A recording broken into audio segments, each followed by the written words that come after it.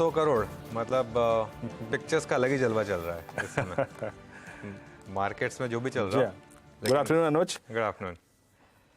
बिल्कुल खैर good afternoon. अच्छा है अनुज। हाँ, किसी भी चीज में लंबे समय से चली आ रही मायूसी जब टूट जाए, रंगत फिर बिखर जाए तो अच्छा ही है। 100 करोड़ एक हफ्ते में वाकई दिल खुश हुआ। एब्सोल्युटली वीरू, इसमें कोई डाउट नहीं है कि एटलीस्ट कुछ एक सेक्टर के लिए एक अच्छी चीज़, और एक बहुत ही इंपॉर्टेंट सेक्टर है ये हमारे लिए, इसके लिए एक अच्छी चीज़, क्योंकि जब फिल्में चलती हैं तो सिर्फ फिल्में नहीं चलती हैं, उससे जो जुड़े लोगों को कारोबार मिलता है, वो F&B रेवेन्यू बढ़ता है, ट्रैवल बढ़ता है, सब कुछ बढ़ता है। तो इसके लिए खैर मार्केट की बात करते हैं अब। और जैसा मैंने हेडलाइन में कहा, अच्छी रिकवरी, हालांकि रेड डे है आज फिर से। किसी भी समय हमने ग्रीन देखा नहीं है, लेकिन चांसेस हैं कि अब 2 से 3.5 के बीच में शायद आप ग्रीन देखेंगे। और एक बहुत बड़ा कारण उसका रहा है 2 बड़े सेक्टर्स का चलना। पहला है IT और दूसरा है रिलायंस। रिलायंस ने सुबह सुबह इंडिकेशन दिए थे आपको कि चलने के लिए तैयार है, और IT में सुबह से एक अच्छी बाइंग रही सेलेक्टिवली, और रिलायंस अब डे हाई पर, इसी ने मार्केट को सहारा दिया। हालांकि बैंक निफ्टी ने फिर थोड़ा सा अंडर परफॉर्म किया, ये एक थोड़ा सा मार्केट के लिए निराशा वाली बात है, लेकिन फिर भी एटलीस्ट जो सुबह एक मामला लग रहा था कि बहुत खराब मामला है, उसके मुकाबले तो आज चीजें इस समय अभी के लिए अच्छी लग रही हैं। वीरू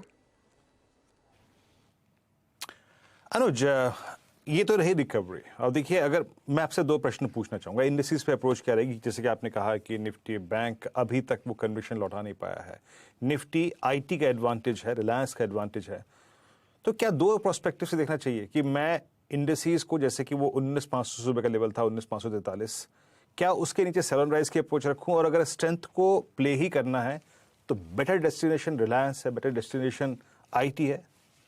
ये प्रश्न 2 भागों में। बिल्कुल 2 भागों में। पहले दूसरे पार्ट का जवाब दे देता हूँ, वो आसान है। अगर आपको कोई भी तेजी खेलनी है इस मार्केट में किसी भी तरह की, तो अपने आप को रिस्ट्रिक्ट रखिए सिर्फ 3 स्पेसेस में, IT, रिलायंस और फार्मा। बस ये 3, उससे ज़्यादा कुछ नहीं। अगर आपको तेजी ही अप्रोच करनी है मार्केट में तो ये 3 सेक्टर, और अगर आपको मंदी अप्रोच करनी है इस मार्केट में तो बैंक निफ्टी। बहुत क्लियर डिस्टिंक्शन इस समय इस मार्केट का है। तो ये आ गया आपके दूसरे सवाल का जवाब। आता हूँ पहले सवाल के जवाब पर। देखिए, निफ्टी में जब तक वो 19,500, 19,550, 543 जो भी लेवल कह लीजिए आप, ऑलमोस्ट हम सेम ट्रेजेक्टरी में आते हैं, जब तक वो क्रॉस नहीं होता तब तक हर रैली जो है वो सस्पेक्ट होगी। किसी भी रैली पर मैं भरोसा नहीं करूंगा जब तक आप इस 19,500 को पार ना कर लें और उसके ऊपर ना टिक जाए। हाँ, अगर उसको पार कर लिया हमने और उसके ऊपर टिक गए तो मैं इस रैली को बोलूँगा कि चलो ठीक है, थोड़ा सा और वोट ऑफ कॉन्फिडेंस मिलेगा।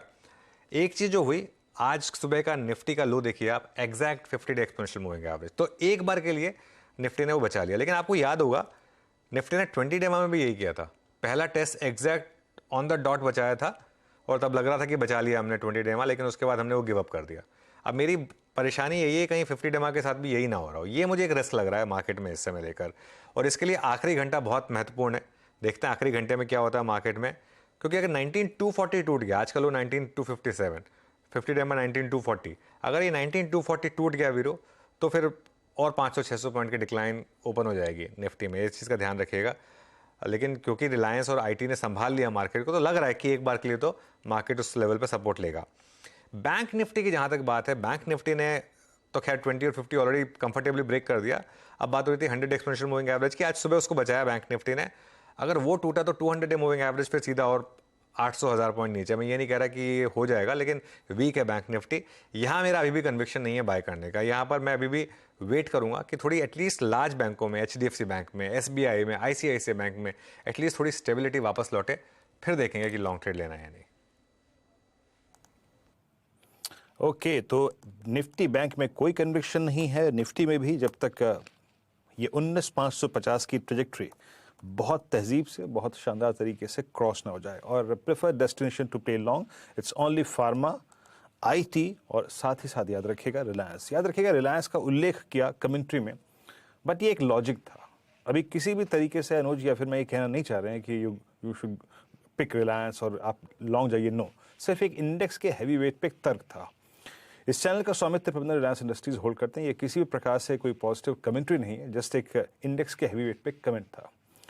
इस चैनल का स्वामित्व प्रबंधन रिलायंस इंडस्ट्रीज होल्ड करते हैं। कृपया कोई भी पॉजिटिव व्यू बनाने से पहले एक निजी राय जरूर सम्मिलित रखें। मैं शुरुआत रिलायंस से ही करना चाहूंगा। रिलायंस में आज स्ट्रॉन्ग लॉन्ग बिल्डअप हुआ है, याद रखिएगा, और ये इस दौर की हाईएस्ट ट्रैजेक्टरी को ही ऑलमोस्ट टच करता हुआ। रिलायंस में अगर आप ऑप्शन एक्टिविटी को देखें, जैसे कि मैं लास्ट वीक भी कह रहा था आपको कि ये अब तक नहीं पार कर पा रहा है उस 2500 की ट्रैजेक्टरी को, लेकिन उसको आज इसने बहुत स्ट्रांगली पार किया और एक स्ट्रॉन्ग लॉन्ग आपकी स्क्रीन पे करीब 4% बिल्डअप हुआ है। और एक और चीज़, अगर आप इस वक्त के ऑप्शन स्टैट्स को देखें तो जो ये फ्लैग का ब्रेकआउट आया है उसका लोअर एज था एग्जैक्टली 2500 पे, आज 2500 पे बहुत स्ट्रॉन्ग पुट राइटिंग विजिबल है।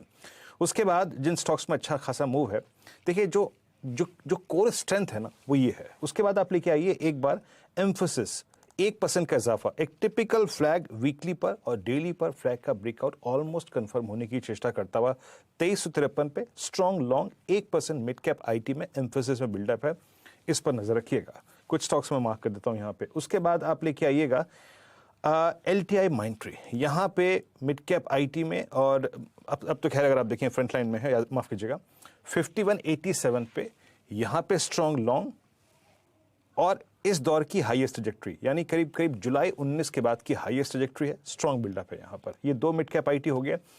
मीडिया स्पेस में देखिए पीवीआर चल ही रहा है, अब मैं क्या उल्लेख करूं, यहाँ पर सारे एवरेजेस के ऊपर है वीकली पे डेली पर, लेकिन सन टीवी को देखिएगा 1% ऊपर, और ये भी लगभग आप समझ लीजिएगा कि दिसंबर 2021 के बाद की हाईएस्ट ट्रैजेक्टरी पे ट्रेड कर रहा है सन टीवी। मीडिया स्पेस में ये कुछ बहुत स्ट्रॉन्ग बिल्डअप है। बाकी अगर आप देखें तो शॉर्टिंग जहां जहां पे हुई है उसमें JSPL शामिल है, उसमें सेल शामिल है, उसमें नाल्को है। मेटल्स में आज यकीनन थोड़ी सी वीकनेस है। अनुज, ट्रेंडिंग स्टॉक्स और आज के कार्यक्रम का क्रम। बिल्कुल वीरू, चलिए तो ट्रेंडिंग स्टॉक्स के लिए बॉल पे चलते हैं और देखते हैं कि कौन कौन से स्टॉक्स में इस समय आपको ट्रेडिंग एक्शन दिखाई देगा। चलिए लेकर आते हैं सबसे पहले गेनर्स। PVR आइनॉक्स आज का टॉप गेनर, करीब करीब 4.5% की तेज़ी यहाँ पर। NMDC में 3.5% की तेज़ी। और देखिए एक स्टॉक ट्रेंड जो उस दिन में हमने डिस्कस किया था कि काफ़ी स्ट्रांग है ये स्टॉक, इसकी अर्निंग्स ट्रैजेक्टरी बहुत अच्छी थी, ऑल टाइम हाई पर, और काफ़ी शानदार मूव दिखा रहा है। जी एंटरटेनमेंट यहाँ पर भी तेज़ी, गोदरेज प्रॉपर्टीज़ और हिंदुस्तान एरोनॉटिक्स, ये कुछ स्टॉक्स हैं जहां पर तेजी है। अब लेकर आते हैं मंदी वाले शेयर्स। JSPL 4.5% नीचे, सिटी यूनियन बैंक लगातार गिर रहा है, स्टॉक 6% नीचे, मुथूट अच्छे नंबर्स के बावजूद 5% नीचे, और स्टील अथॉरिटी ऑफ इंडिया यानी कि सेल ये करीब करीब 4% नीचे। अंबुजा सीमेंट, JK सीमेंट और नैल्को, ये कुछ और स्टॉक हैं जहां पर इस समय आपको नेगेटिव टेक्स दिखाई देंगी। चलिए अब बताते हैं कि हमारे साथ जो पैनल जुड़ने वाला है फंडामेंटल राय देने के लिए, हमारे साथ स्मिफ्स के शरद अवस्थी जुड़ेंगे। टेक्निकल कॉल्स के जरिए आपकी कमाई कराने के लिए आज हमारे साथ होंगे प्रकाश काबा, मानस जायसवाल, शिल्पा राउत, राजेश पालविया और विकास सालुंके। 2:20 पर बोर्ड रूम में मुथूट फाइनेंस के managing director George Alexander Muthoot जुड़ेंगे। महिंद्रा एंड महिंद्रा दक्षिण अफ्रीका में थार इलेक्ट्रिक के साथ कई और प्रोडक्ट्स लॉन्च करने जा रही है। कैसा है पूरा मूड माहौल, 2:30 बजे केप टाउन से दीपाली राणा बताएंगी। 2:35 पर कॉर्पोरेट स्कैन में टाटा मोटर्स के MD शैलेश चंद्रा से इलेक्ट्रिक गाड़ियों पर खास चर्चा करेंगे।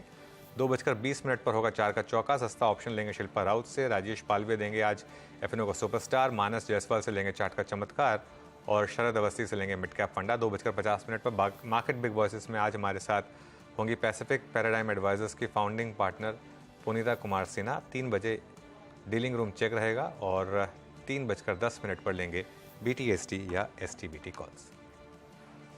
चलिए फिर पैनल को जोड़ते हैं। आप सभी को गुड आफ्टरनून। गाबा सर बताइए इस समय की trend. Good afternoon to you. इस समय का ट्रेड है रिलायंस इंडस्ट्रीज। रिलायंस से सुबह से एक तेजी दिखाई दी, अगर रिलायंस ना होता तो शायद मार्केट ग्रीन में नहीं आता।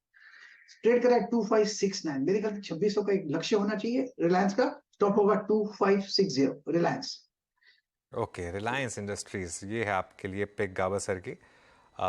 शिल्पा जी गुड आफ्टरनून, आपकी ट्रेड। गुड आफ्टरनून सभी को। यहाँ पे मेरा ट्रेड अभी लॉन्ग रहेगा ट्रेंड पे।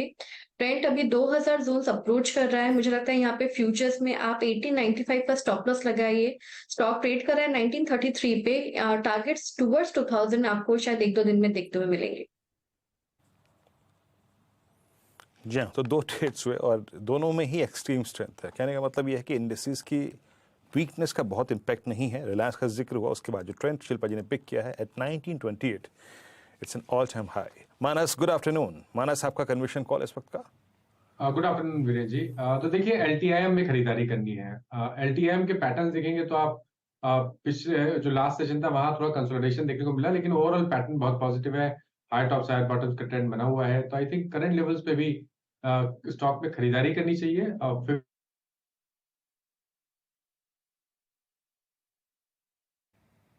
LTI Mindtree आपकी बाय कॉल है 5188 पे, लगभग 1.5% ऊपर ट्रेड करता हुआ, और यहाँ पर उनका लॉन्ग कॉल है। ये स्टॉप लॉस टारगेट्स मैं आपको कुछ देर में ले लूंगा, बट याद रखिएगा बहुत अच्छा लॉन्ग बिल्डअप इस स्टॉक में हुआ है।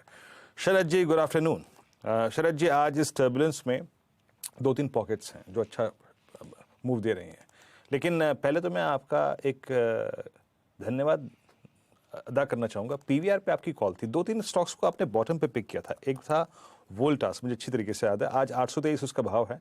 आपकी कमेंट्री थी 760 पे, और PVR भी आपने लोअर लेवल्स पे मेरे ख्याल से 4090 1520 पे पिक किया था।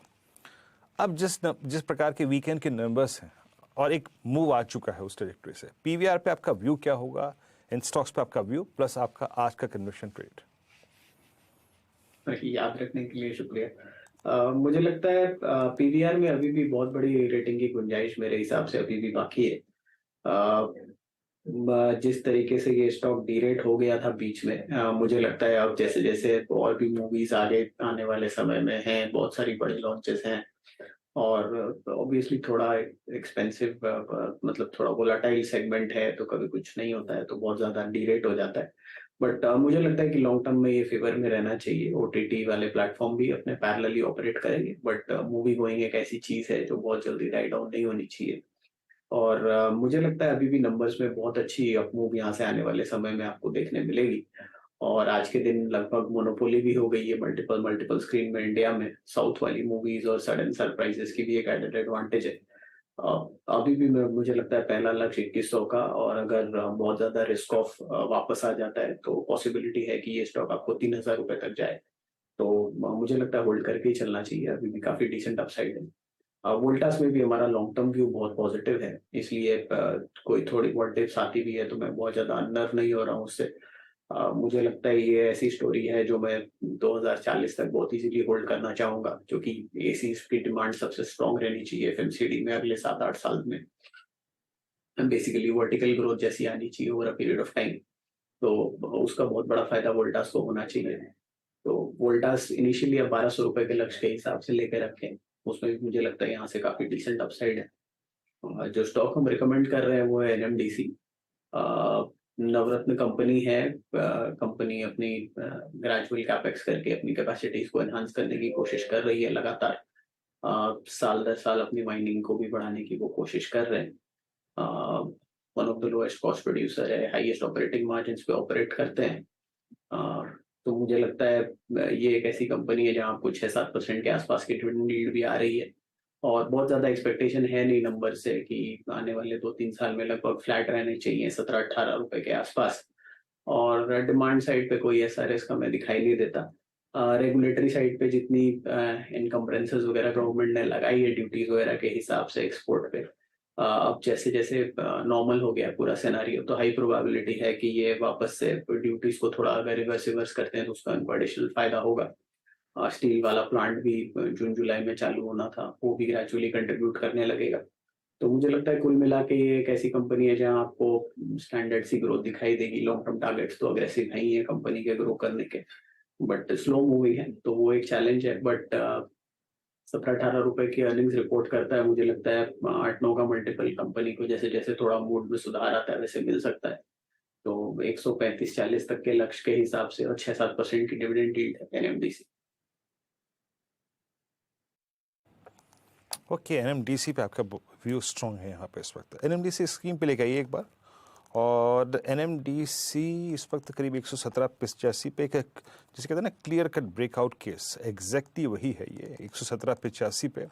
और ये एक स्विंग हाई 1 अगस्त का था, उसको भी इसने आज ऑलमोस्ट टच किया है। अच्छा शरद जी, मैं वीकेंड पे कुछ रिपोर्ट से पढ़ रहा था और कुछ टेक्निकल प्लेसमेंट्स को दिख रहा था। अब आपने PVR पिक किया, सन टीवी अच्छा कर रहा है।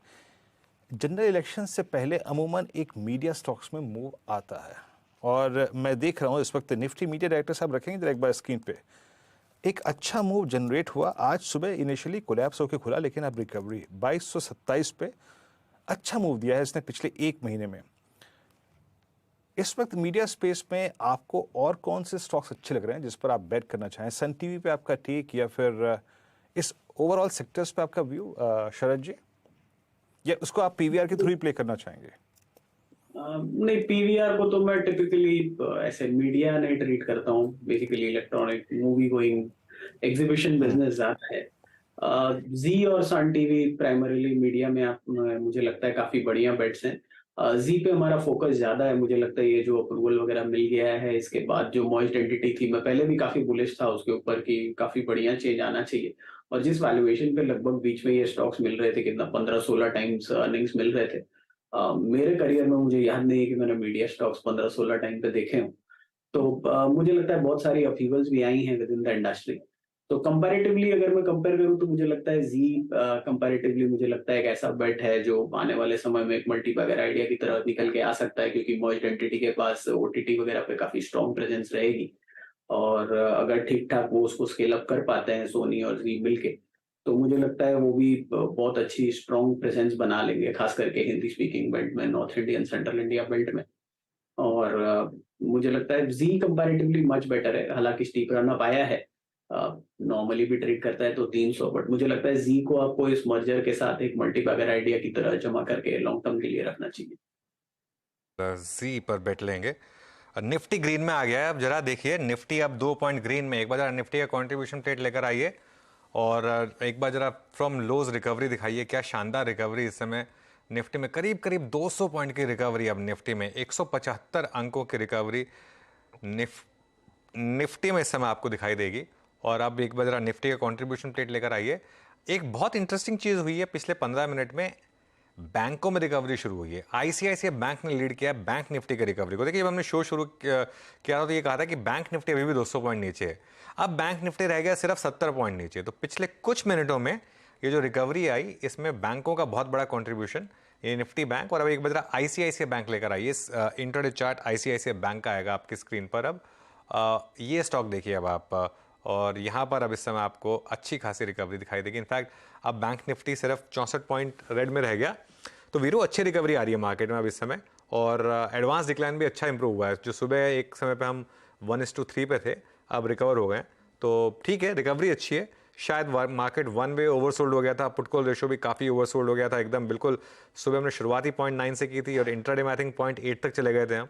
तो एक उसका एक फ़ायदा मिला। बैंक निफ्टी का पीसीआर बहुत ज़्यादा ओवरसोल्ड था, तो थोड़ी सी रिकवरी। अब ये कितनी सस्टेन करेगी कितनी नहीं, ये टाइम बताएगा। विकास सालुंके भी जुड़े हैं हमारे साथ। विकास, गुड आफ्टरनून। विकास जी, बताइए आपकी ट्रेड्स क्या होंगी? गुड आफ्टरनून जी। देखो, ओवरऑल मार्केट में हमने देखा है कि 50 डीएमए से वापस एक पुल बैक रैली यहाँ पे देखने मिल रही है। 2 बार निफ्टी ने 300 की नीचे की रेंज टच करके वहां से वापस एक पुल बैक रैली देखने मिल रही है। तो थोड़ा बहुत यहाँ पे पुल बैक रैली देखने कंटिन्यू मिल सकता है। आज का पहला कॉल रहेगा गोदरेज प्रॉपर्टी। गोदरेज प्रॉपर्टी ने जिस हिसाब से आज गैप डाउन होने के बाद जो रिकवरी यहाँ पे देखने मिली, तो मुझे लगता है यहाँ से एक अच्छा मूव वापस यहाँ पे कंसिडर हो सकता है। टेक्निकली ऊपर में 1640 के टारगेट यहाँ पे वापस बनते हुए देखने मिलेंगे, और नीचे में जो सपोर्ट यहाँ पे देखने मिलेगा वो 1520 के आसपास, यानी 1520 के आसपास का एक स्टॉप लॉस लगा के इसको बाय करना है। और ऊपर में 1640 के टारगेट यहाँ पे देखने मिल सकते हैं। दूसरा मेरा रहेगा एनएमडीसी। एनएमडीसी मुझे भी यहाँ पे बहुत स्ट्रॉन्ग लग रहा है। 114 के ऊपर यहाँ से मुझे लगता है वापस 128 के टारगेट एनएमडीसी में देखने मिल सकते हैं। तो एनएमडीसी मेरा दूसरा बाय कॉल रहेगा टेक्निकली। नीचे में स्टॉप लॉस 112 का रहेगा। 128 के टारगेट यहाँ पे मुझे लगता है 1 से 2 वीक में ये काउंटर करते हुए देखने मिलेगा। हालांकि यहाँ पे एक 120 का एक इमीडिएट रेजिस्टेंस है, बट वो अगर क्लियरली ब्रेकआउट करता है तो उसके बाद का जो मोमेंटम है वो फास्ट आते हुए देखने मिलेगा। तो 128 के टारगेट के लिए एनएमडीसी भी बाय करना। एनएमडीसी पर आपका व्यू, एक कंस्ट्रक्टिव व्यू। यहाँ पर अभी ये शरद जी की कॉल भी थी। अच्छा, अब देखिए, अब मैं जो बात करूंगा एक ट्रेड पर्सपेक्टिव से बात भी करूंगा, प्लस एक वैल्यू इन्वेस्टर के पर्सपेक्टिव से बात भी करूंगा। जब मैं वैल्यू इन्वेस्टर की बात करता हूँ, मतलब जो चीज़ आज से 1 महीने पहले 1700 रुपये की थी, 1750 की थी, वो 1600 के भाव पे क्वालिटी स्टॉक है, क्यों ना एक बाय हो। जिसे कहते हैं ना, बाय ऑन डिप्स, आपका सिप ट्रांचेस में बाय करना। मानस, जरा आप HDFC को देखिए, और ये मेरा बिलीव था मैं 2-3 दिन पहले कि जैसे ही इसने 60-50 वॉलेट किया था, जब फेलियर हुआ था 20 डेमा का, कि इस बार शायद ये 200 डेमा पे जाए, और आज 200 डेमा वॉलेट हुआ। ठीक यही टेक्टर साहब एक काम कीजिएगा, कैंडलस्टिक चार्ट में कन्वर्ट कीजिएगा और उस पर 200 डेमा ड्रॉ कर दीजिएगा। ठीक यही हुआ था 15 जून को, ठीक यही हुआ था 17 मार्च को, और यही शूट अप हुआ था 17 अक्टूबर 2022 को। इसका जो कोरिलेशन है 200 डेमा से बहुत अच्छा होता है, और आप शायद अगर 1 सितंबर 2020 से जनवरी 2022 को रीड करें तो वो एक बहुत स्ट्रॉन्ग कोरिलेशन एस्टेब्लिश करता है 200 डेमा से। मानस एक वैल्यू बायर के लिए एक ट्रांच ऑफ बाय यहाँ बनता है कि नहीं बनता है, जिसने डिफरेंट ट्रांचेस में HDFC बैंक को लेने का व्यू बनाया था, not a day trade, not a swing trade, एक वैल्यू बायर के लिए। बिल्कुल, देखिए पोजिशनली अगर बात करिए और आपके पास अगर 3 से 6 महीने का समय हो तो मेरे ख्याल से ये बहुत ही सही समय है जहां आप HDFC बैंक में निवेश कर सकते हैं। अगर आप टेक्निकली देखिए तो अभी भी हायर टॉप हायर बॉटम से बन रहे हैं, कहीं पर चेंज नहीं आया, क्योंकि जो पहले वाला बॉटम था वो मेरे ख्याल से 1575 के आसपास था। तो अगर आप देखेंगे तो अभी भी हायर टॉप हायर बॉटम बना है, अभी आज का जो लो था वो हायर बॉटम बना है, और पॉइंट ये है कि जो हायर बॉटम बन रहा है वो 200 डे मूविंग एवरेज के आसपास बन रहा है। मैं केवल एक चीज मेंशन करूंगा कि अगर आपको खरीदारी करनी है तो थोड़ा इंतजार करिए, कंफर्मेशन में खरीदारी करना हमेशा बेहतर रहता है। तो 1630 एक बहुत ही अहम लेवल है, वो एक बार ब्रीच हो जाने दीजिए। 1630 के ऊपर निवेश के हिसाब से आप खरीदारी करिए, स्टॉप लॉस 1575 के नीचे लगाइए, और फिर टारगेट बड़े सेट करिए। जो पिछला हाई 1750 1760 का था वही आपके टारगेट रहेंगे। तो केवल 1330 का इंतजार कर लीजिए, उसके ऊपर खरीदारी करेंगे। ये HDFC बैंक पे कमेंट था। अच्छा, मैं चाह रहा था अनुज से वो डिस्कशन करना। मनोज, याद है आपने एक दिन सन टीवी को इंक्लूड किया था सुबह मॉर्निंग में बड़े स्टॉक्स की कैटेगरी में। अब PVR को देखिए, PVR जो कर रहा है, जी को देखिए ना, जी सडनली अगर आप देखें वो लास्ट वीक सारी की सारी दुविधाएं दूर हो गई।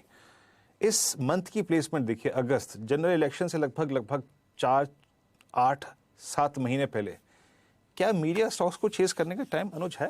ये कुछ पॉकेट जो कि बहुत स्ट्रांग हो स्पेस में? नहीं, बिल्कुल भी। और अभी तो स्टेट इलेक्शंस भी आ रहे हैं तो कुछ टाइम में, आई थिंक अक्टूबर में शायद स्टेट इलेक्शंस लाइंड अप हैं।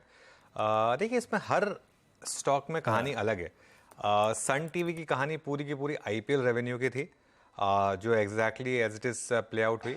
आई थिंक जी की कहानी पूरी की पूरी अब यहाँ से जो है वो एक MNC वैल्यूएशन की है कि क्या जी को वापस MNC वैल्यूएशन मिलेगा। ये सारी की सारी कहानी यहाँ पर है। आई थिंक PVR आइनॉक्स, और अब आई थिंक उसके मर्जर का अब इम्पैक्ट आपको अब समझ में आ रहा होगा बीरू। आप पिछले 4-5 वीकेंड का एक ट्रेंड देखिए, इवन कैरी ओवर रिलीजेस जो हैं उसमें भी रेट्स कम नहीं हो रहे हैं। फॉर एग्जांपल आज की डेट में भी मैं अगर ये ओपनहाइमर देखना चाह रहा हूँ IMAX स्क्रीन पर, तो मुझे आज की डेट में भी यहाँ पर मुंबई में 2200 रुपये की टिकट मिल रही है। जो जिस वीकेंड पर रिलीज हुई थी तब भी यही रेट था, आज भी वही रेट है। मेरे ख्याल से बहुत टाइम के बाद इस सेक्टर में एक पॉजिटिविटी लौटी। ये सेक्टर में आई थिंक अब वही चल रहा है जो करीब 6 महीने पहले या 9 महीने पहले होटल सेक्टर में एक रिवेंज ट्रैवल वापस आया था, जो एक मूव वापस आया था ना, मेरे ख्याल से वो शायद PVR आइनॉक्स में अब देखने को मिल रहा है। वो बहुत टाइम के बाद एक कंसिस्टेंसी रही है। आप पिछली 4-5 मूवीज देख लीजिए, एक के बाद एक ये कोविड से पहले ये फेज था जिसमें हर मूवी थोड़ा बहुत तो चली जाती थी। अब I think we are reaching that stage की जो भी, मतलब आप देखिए ना, गदर के साथ OMG 2 रिलीज हुई, वो भी ठीक ठाक चल गई, ऐसा नहीं है कि वो नहीं चल रही, वो भी चल गई। तो मेरे ख्याल से ये बहुत टाइम के बाद एक पॉजिटिविटी आई है, लेकिन कहानियां सबकी अलग अलग हैं। लेकिन हाँ, पूरे सेक्टर में जोश है, इसमें कोई डाउट नहीं है। जी हाँ, और क्या पता अनुज, आदमी को जब घूमने फिरने का मन करे, जिस प्रकार की फ्लाइट्स की टिकट हैं, जिस प्रकार के होटल्स के प्राइसेस हैं, आपको लगता है कि शायद थोड़ा मन बहला के ही आ जाता हूँ सिनेमा हॉल तक, मॉल ही चले जाओ। हाँ, टिकट्स ऐसी है ना अनुज की पूछिए मत। हाँ। आज 3-3 महीने बाद की टिकट्स, आप यकीन मानिए, मतलब अनटचेबल। बिल्कुल। खैर, ये मीडिया स्पेस पर डिस्कशन था। ये इस बीच एक बार लेके आइए कुछ और स्टॉक्स जो कि अच्छा कर रहे हैं। बैंक निफ्टी रिकवर हुआ, लेकिन उसके बाद थोड़ा सा फिर कोलैप्स हुआ। Let's bring ICICI bank. एक बार ICICI, देखिए अभी डिस्कशन करा हमने HDFC बैंक पे, ICICI बैंक क्या कर रहा है आपकी स्क्रीन पे? पुल बैक में 50 डेमा को रीटेस्ट करता हुआ। एक्सिस बैंक पुल बैक, लेकिन मैं आई थिंक इसमें से थोड़ा सा हटना चाहूँगा। Let's bring LIC housing finance. ये क्या कर रहा है? 422 नो, ये भी बैकफुट पे आके ट्रेड करता हुआ। आते हैं अब HL पे। विकास, HL पे आपका व्यू क्या है? इस स्टॉक ने अभी तक अपनी इस जून, जुलाई, अगस्त की ट्रेजेक्टरी को लोअर एजेस पे वॉलेट नहीं किया है। नंबर्स आए और मेरे ख्याल से प्रधानमंत्री की उस स्पीच का सबसे बड़ा, अगर आप देखें बीच का जो कोई सेंटर ऑफ अट्रैक्शन था, तो पीएसयूज थी, एचएल का जिक्र किया था, वो एक सेंटिमेंटल इम्पैक्ट था। आप कैसे रीड कर रहे हैं आज की कैंडल को, और जिसके पास है वो क्या करे, और फ्रेश पर्सपेक्टिव क्या है किसी लॉन्ग ट्रेड के लिए? देखो अभी भी इसमें जो मोमेंटम है वो पॉजिटिव ही देखने मिलेगा। आज भी हमने देखा है जैसे ओपन हुआ वहां से जो एक रिकवरी, यहाँ पे शार्प रिकवरी देखने मिली, मुझे लगता है कंटिन्यू करते हुए देखने मिलेगा। वापस हमें लगता है कि ऊपर की जो रेंज यहाँ पे ओपन होते देखने मिलेगी वो है 4000 के ऊपर की। तो मुझे लगता है अभी भी एक स्ट्रॉन्ग कैंडिडेट है। अगर आप देखो लॉन्ग टर्म मूविंग एवरेज जो है 50 डीएम है, उसके ऊपर वो लास्ट 10 टू 8 से 10 ट्रेडिंग अगर आप देखोगे तो उसके नीचे नहीं जा पा रहा है। वहां से ही हमें एक बार पुल बैक रैली यहाँ पे देखने मिल रही है। तो मुझे लगता है यहाँ पे एक अच्छा बेस बना चुका है, और जो रिट्रेसमेंट था वो यहाँ पे कंप्लीट हो चुका था। एक शॉर्ट रिट्रेसमेंट था, वो कंटिन्यू करते हुए देखने मिलेगा। तो मुझे लगता है 4000 की रेंज यहाँ पे वापस आते हुए देखने मिलेगी। नीचे में अभी भी एक इंट्राडे बेसिस पे सपोर्ट की बात करूँ तो 3800 एक अच्छा बेस बना चुका है काउंटर। आज इंट्राडे में हमने देखा था कि थोड़ा सा उसके नीचे गया था, लेकिन जहां से जो पुल बैक रैली देखने मिली थी वो हमने पहले आधे घंटे में ही देखने मिली थी। उसके बाद पूरे दिन ये काउंटर ऊपर चलते हुए देखने मिल रहा है। तो मुझे लगता है 4000 के आसपास के टारगेट अभी भी इंटैक्ट रख सकते हैं, और मे भी उसके ऊपर के लेवल्स इस काउंटर में आते हुए देखने मिल सकते हैं। ओके, चलिए अब एक काम करते हैं, बात करते हैं एक कंपनी की। पहली तिमाही में मुथूट फाइनेंस के नंबर्स थोड़े सुस्त रहे हैं।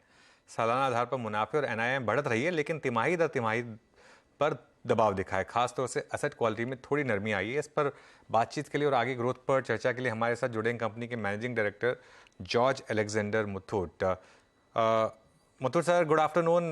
Thank you so much CNBC आवाज़ से बात करने के लिए। मैं सुबह एक मॉर्गन स्टैनली की रिपोर्ट पढ़ रहा था। वो ये कह रहे हैं कि जो एक गोल्ड प्राइस की वजह से एक लोन ग्रोथ में एक रिकवरी आनी थी, वो आ चुकी है, और अब यहाँ से शायद आपके मार्जिन्स पर प्रेशर रहेगा। वो ये मान रहे हैं कि आपका जो कंसोलिडेटेड निम है वो अगले 2 साल में 12.3% से गिरकर 11.7% पर आ जाएगा। क्या ये अंदेशा सही है या आप इससे सहमत नहीं हैं? Thank you and good afternoon. हमारा जो निम है जो अभी 11-12 बीच में रहता है, 11 एंड 12, वो तो हमारा ख्याल से वही रहेगा, आगे से भी वही रहेगा। जो पहले जो था 13 वगैरह जो था वो तो एक दो क्वार्टर में था या 3-4 क्वार्टर में था, वो तो मान लीजिए वो अच्छा टाइम था। अभी कंसिस्टेंटली तो 11% 12% ही हम कर सकता है। एक उनका ये भी मानना है कि क्योंकि आपका डाइवर्सिफिकेशन काफ़ी कम है, आप मेनली गोल्ड लोन में ही, और यहाँ कंपटीशन काफ़ी बढ़ रहा है, और काफ़ी बैंक्स भी अब इस बिजनेस में आ रहे हैं, तो शायद इसकी वजह से आपको थोड़ा सा एक इम्पैक्ट पड़ेगा। नो सर, अगर कंपटीशन कोई भी सेक्टर में कंपटीशन ज्यादा आ रहा है, इसका मतलब तो है वो अच्छा सेक्टर है, इसलिए कंपटीशन आ रहा है। जो सेक्टर अच्छा नहीं है तो कंपटीशन कम होगा। मगर गोल्ड लोन बहुत अच्छा सेक्टर है, अच्छा बिजनेस है, जिसमें एनपीए वगैरह नहीं है, बैड लोन्स नहीं है। इसका ऑपरेशनल चैलेंजेस ज्यादा है, मगर मुथूट फाइनेंस ने कितना सालों से ऑपरेशन चैलेंजेस, सारा ऑपरेशन चैलेंज जो होता उसको तैयार करके आगे बढ़ रहा है। तो हमारा उम्मीद है इसमें और पोटेंशियल, ग्रोथ का पोटेंशियल है। हमने जो गाइडेंस दिया है वो 10% 15% इस साल का, मेरा उम्मीद है वो उससे जी ज्यादा आएगा। मगर हमें गाइडेंस रिवाइज नहीं कर रहा है, मगर जरूर इससे अच्छा कर सकता है। जो बिजनेस है वो गोल्ड लोन में कर सकता है, उतना अच्छा बिजनेस कोई भी और सेक्टर में नहीं है। जो जितना हम कर सकता है गोल्ड लोन वो हम करेगा ही रहेगा। मगर बात में यही बोल रहा है, तो 12-13% हमारा नॉन गोल्ड लोन बिजनेस है, वो हमारा माइक्रो फाइनेंस है, home loans affordable home loans है, सैलरीड पर्सनल लोन है, व्हीकल फाइनेंस है, वगैरह वगैरह मिला के 12% है। मगर हमारा उम्मीद है आगे बढ़ते हुए मे बी 4-5 साल में ये 20% होगा, 20%, 20% हमारा नॉन बिजनेस होगा। मगर हमारा ग्रोथ गाइडेंस गोल्ड लोन के लिए 10-15% हमेशा हर साल होगा। जॉर्ज सर, ये बताइएगा कि अभी जो आपकी कॉस्ट ऑफ फंड्स है सर, वो इस क्वार्टर में कितनी बढ़ी? और अब जैसे आरबीआई भी जो सिस्टम में एक्सेस लिक्विडिटी है उसको सक कर रहा है, आईसीआरआर का अगर आप देखें तो जो इंट्रोडक्शन हुआ है, इस एग्जैक्टली बीते 3 महीने में आपकी कॉस्ट ऑफ फंड्स कितनी बढ़ी हैं, और अगले 2 क्वार्टर्स में इस कॉस्ट ऑफ फंड्स का फ्लो किस तरफ होगा? कितने अभी कॉस्ट ऑफ फंड्स बढ़े हैं इस दौरान? हमारा कॉस्ट ऑफ बोरोइंग जो है इस अभी 8.3 8.2% है। अगर हमारा मान लीजिए एक 1.5 साल में 1% बढ़ गया है। ये पिछला क्वार्टर में मेरा ख्याल से एक 10% बस 10 बेसिस पॉइंट्स 0.1% करीब बढ़ गया है। मगर हमारा उम्मीद है ये अभी ज्यादा 10 बेसिस पॉइंट्स बढ़ जाएगा। इसके बाद वो बढ़ेगा नहीं और उसके बाद नीचे करना शुरू करेगा। वो 3-4 क्वार्टर में वो नीचे भी आएगा। अगर वो जितना कॉस्ट ऑफ फंड्स है वो हमें जितना इसमें फिक्र नहीं है, क्योंकि ये कॉस्ट ऑफ फंड्स हम जो लोन कस्टमर्स को पास ऑन कर सकता है। नहीं, वो तो आप पास ऑन कर सकते हैं सर। तो प्रश्न अल्टीमेटली वही है ना, कंपटीशन काफ़ी टफ है, तो अंतिम तौर पे तो वही बात आ जाती है। अच्छा खैर सर, मैं आता हूँ इस क्वार्टर में सर, आपका जो एवरेज लोन टिकट साइज था वो कितना था और इसमें कितनी ग्रोथ दर्ज की गई? लोन टिकट साइज में इतना ज्यादा फर्क नहीं होता है। मेरा 10 साल पहले हमारा लोन टिकट साइज 25,000 रुपीज था। अभी तो 60-70 होगा। वो जो गोल्ड का प्राइस बढ़ रहा है, कस्टमर्स का प्रॉस्पेरिटी जा रहा है, जो छोटा और बड़ा लोन भी देता रहता है, इसलिए एवरेज टिकट साइज होता है, बढ़ता है। मगर इसमें कोई ज्यादा चिंता का चीज नहीं है। मगर हमें हमेशा चाहता है छोटा टिकट साइज कस्टमर है हमारा स्ट्रेंथ, और हमें ज्यादा उसको पसंद करता है छोटा टिकट साइज वाला। इसीलिए हमारे एक दिन में लाख से ज्यादा लोग गोल्ड लोन लेने के लिए और गोल्ड लोन का इंटरेस्ट देने के लिए, गोल्ड लोन रिलीज करने के लिए ब्रांच में आ रहा है। This is very mass business. Through our 5,000 plus branches, so many customers come to our branch every day. We like that business, sir. It's a mass business. George sir, बहुत बहुत शुक्रिया। और बिल्कुल मैं आपकी एक बात से एकदम सहमत हूँ कि अगर किसी बिजनेस में कंपटीशन ज़्यादा आ रहा है तो मतलब ऑब्वियसली लीडर कुछ अच्छा कर रहा है वहाँ पर, और आप लीडर रहे हैं इस बिजनेस में। थैंक यू सो मच आज हमारे साथ जुड़ने के लिए। ऑल द बेस्ट आपको। Thank you. ओके, चलिए, ये बात हो गई मुथूट की। शरद जी, क्या करें स्टॉक के साथ? एक समय पे ये बहुत बड़ा आउट परफॉर्मर था, लेकिन 2 क्वार्टर थोड़े से टफ रहे हैं। यहाँ पर स्टॉक काफ़ी कंसोलिडेट कर रहा है, अंडर परफॉर्म भी कर रहा है। इवन मन्नापुरम जैसा stock recently actually out perform कर चुका है कंपेयर टू मुथूट। एक तो सबसे बड़ी कंपनी है देखिए, और गोल्ड लोन में मैंने जो देखा है यूजुअली 5 से 6 साल में एक आधा साल ऐसा स्टिफ आता है थोड़ा सा। पिछले कुछ समय में बैंक्स का भी फोकस इधर शिफ्ट हो गया था, क्योंकि बाकी बिजनेसेस में एसेट क्वालिटी इश्यूज थे, रिस्क वेटेजेस वगैरह की भी एडवांटेज थी। गोल्ड लोन में इजी बिजनेस था, सब कोई उसी पे जंप इन कर रहे थे।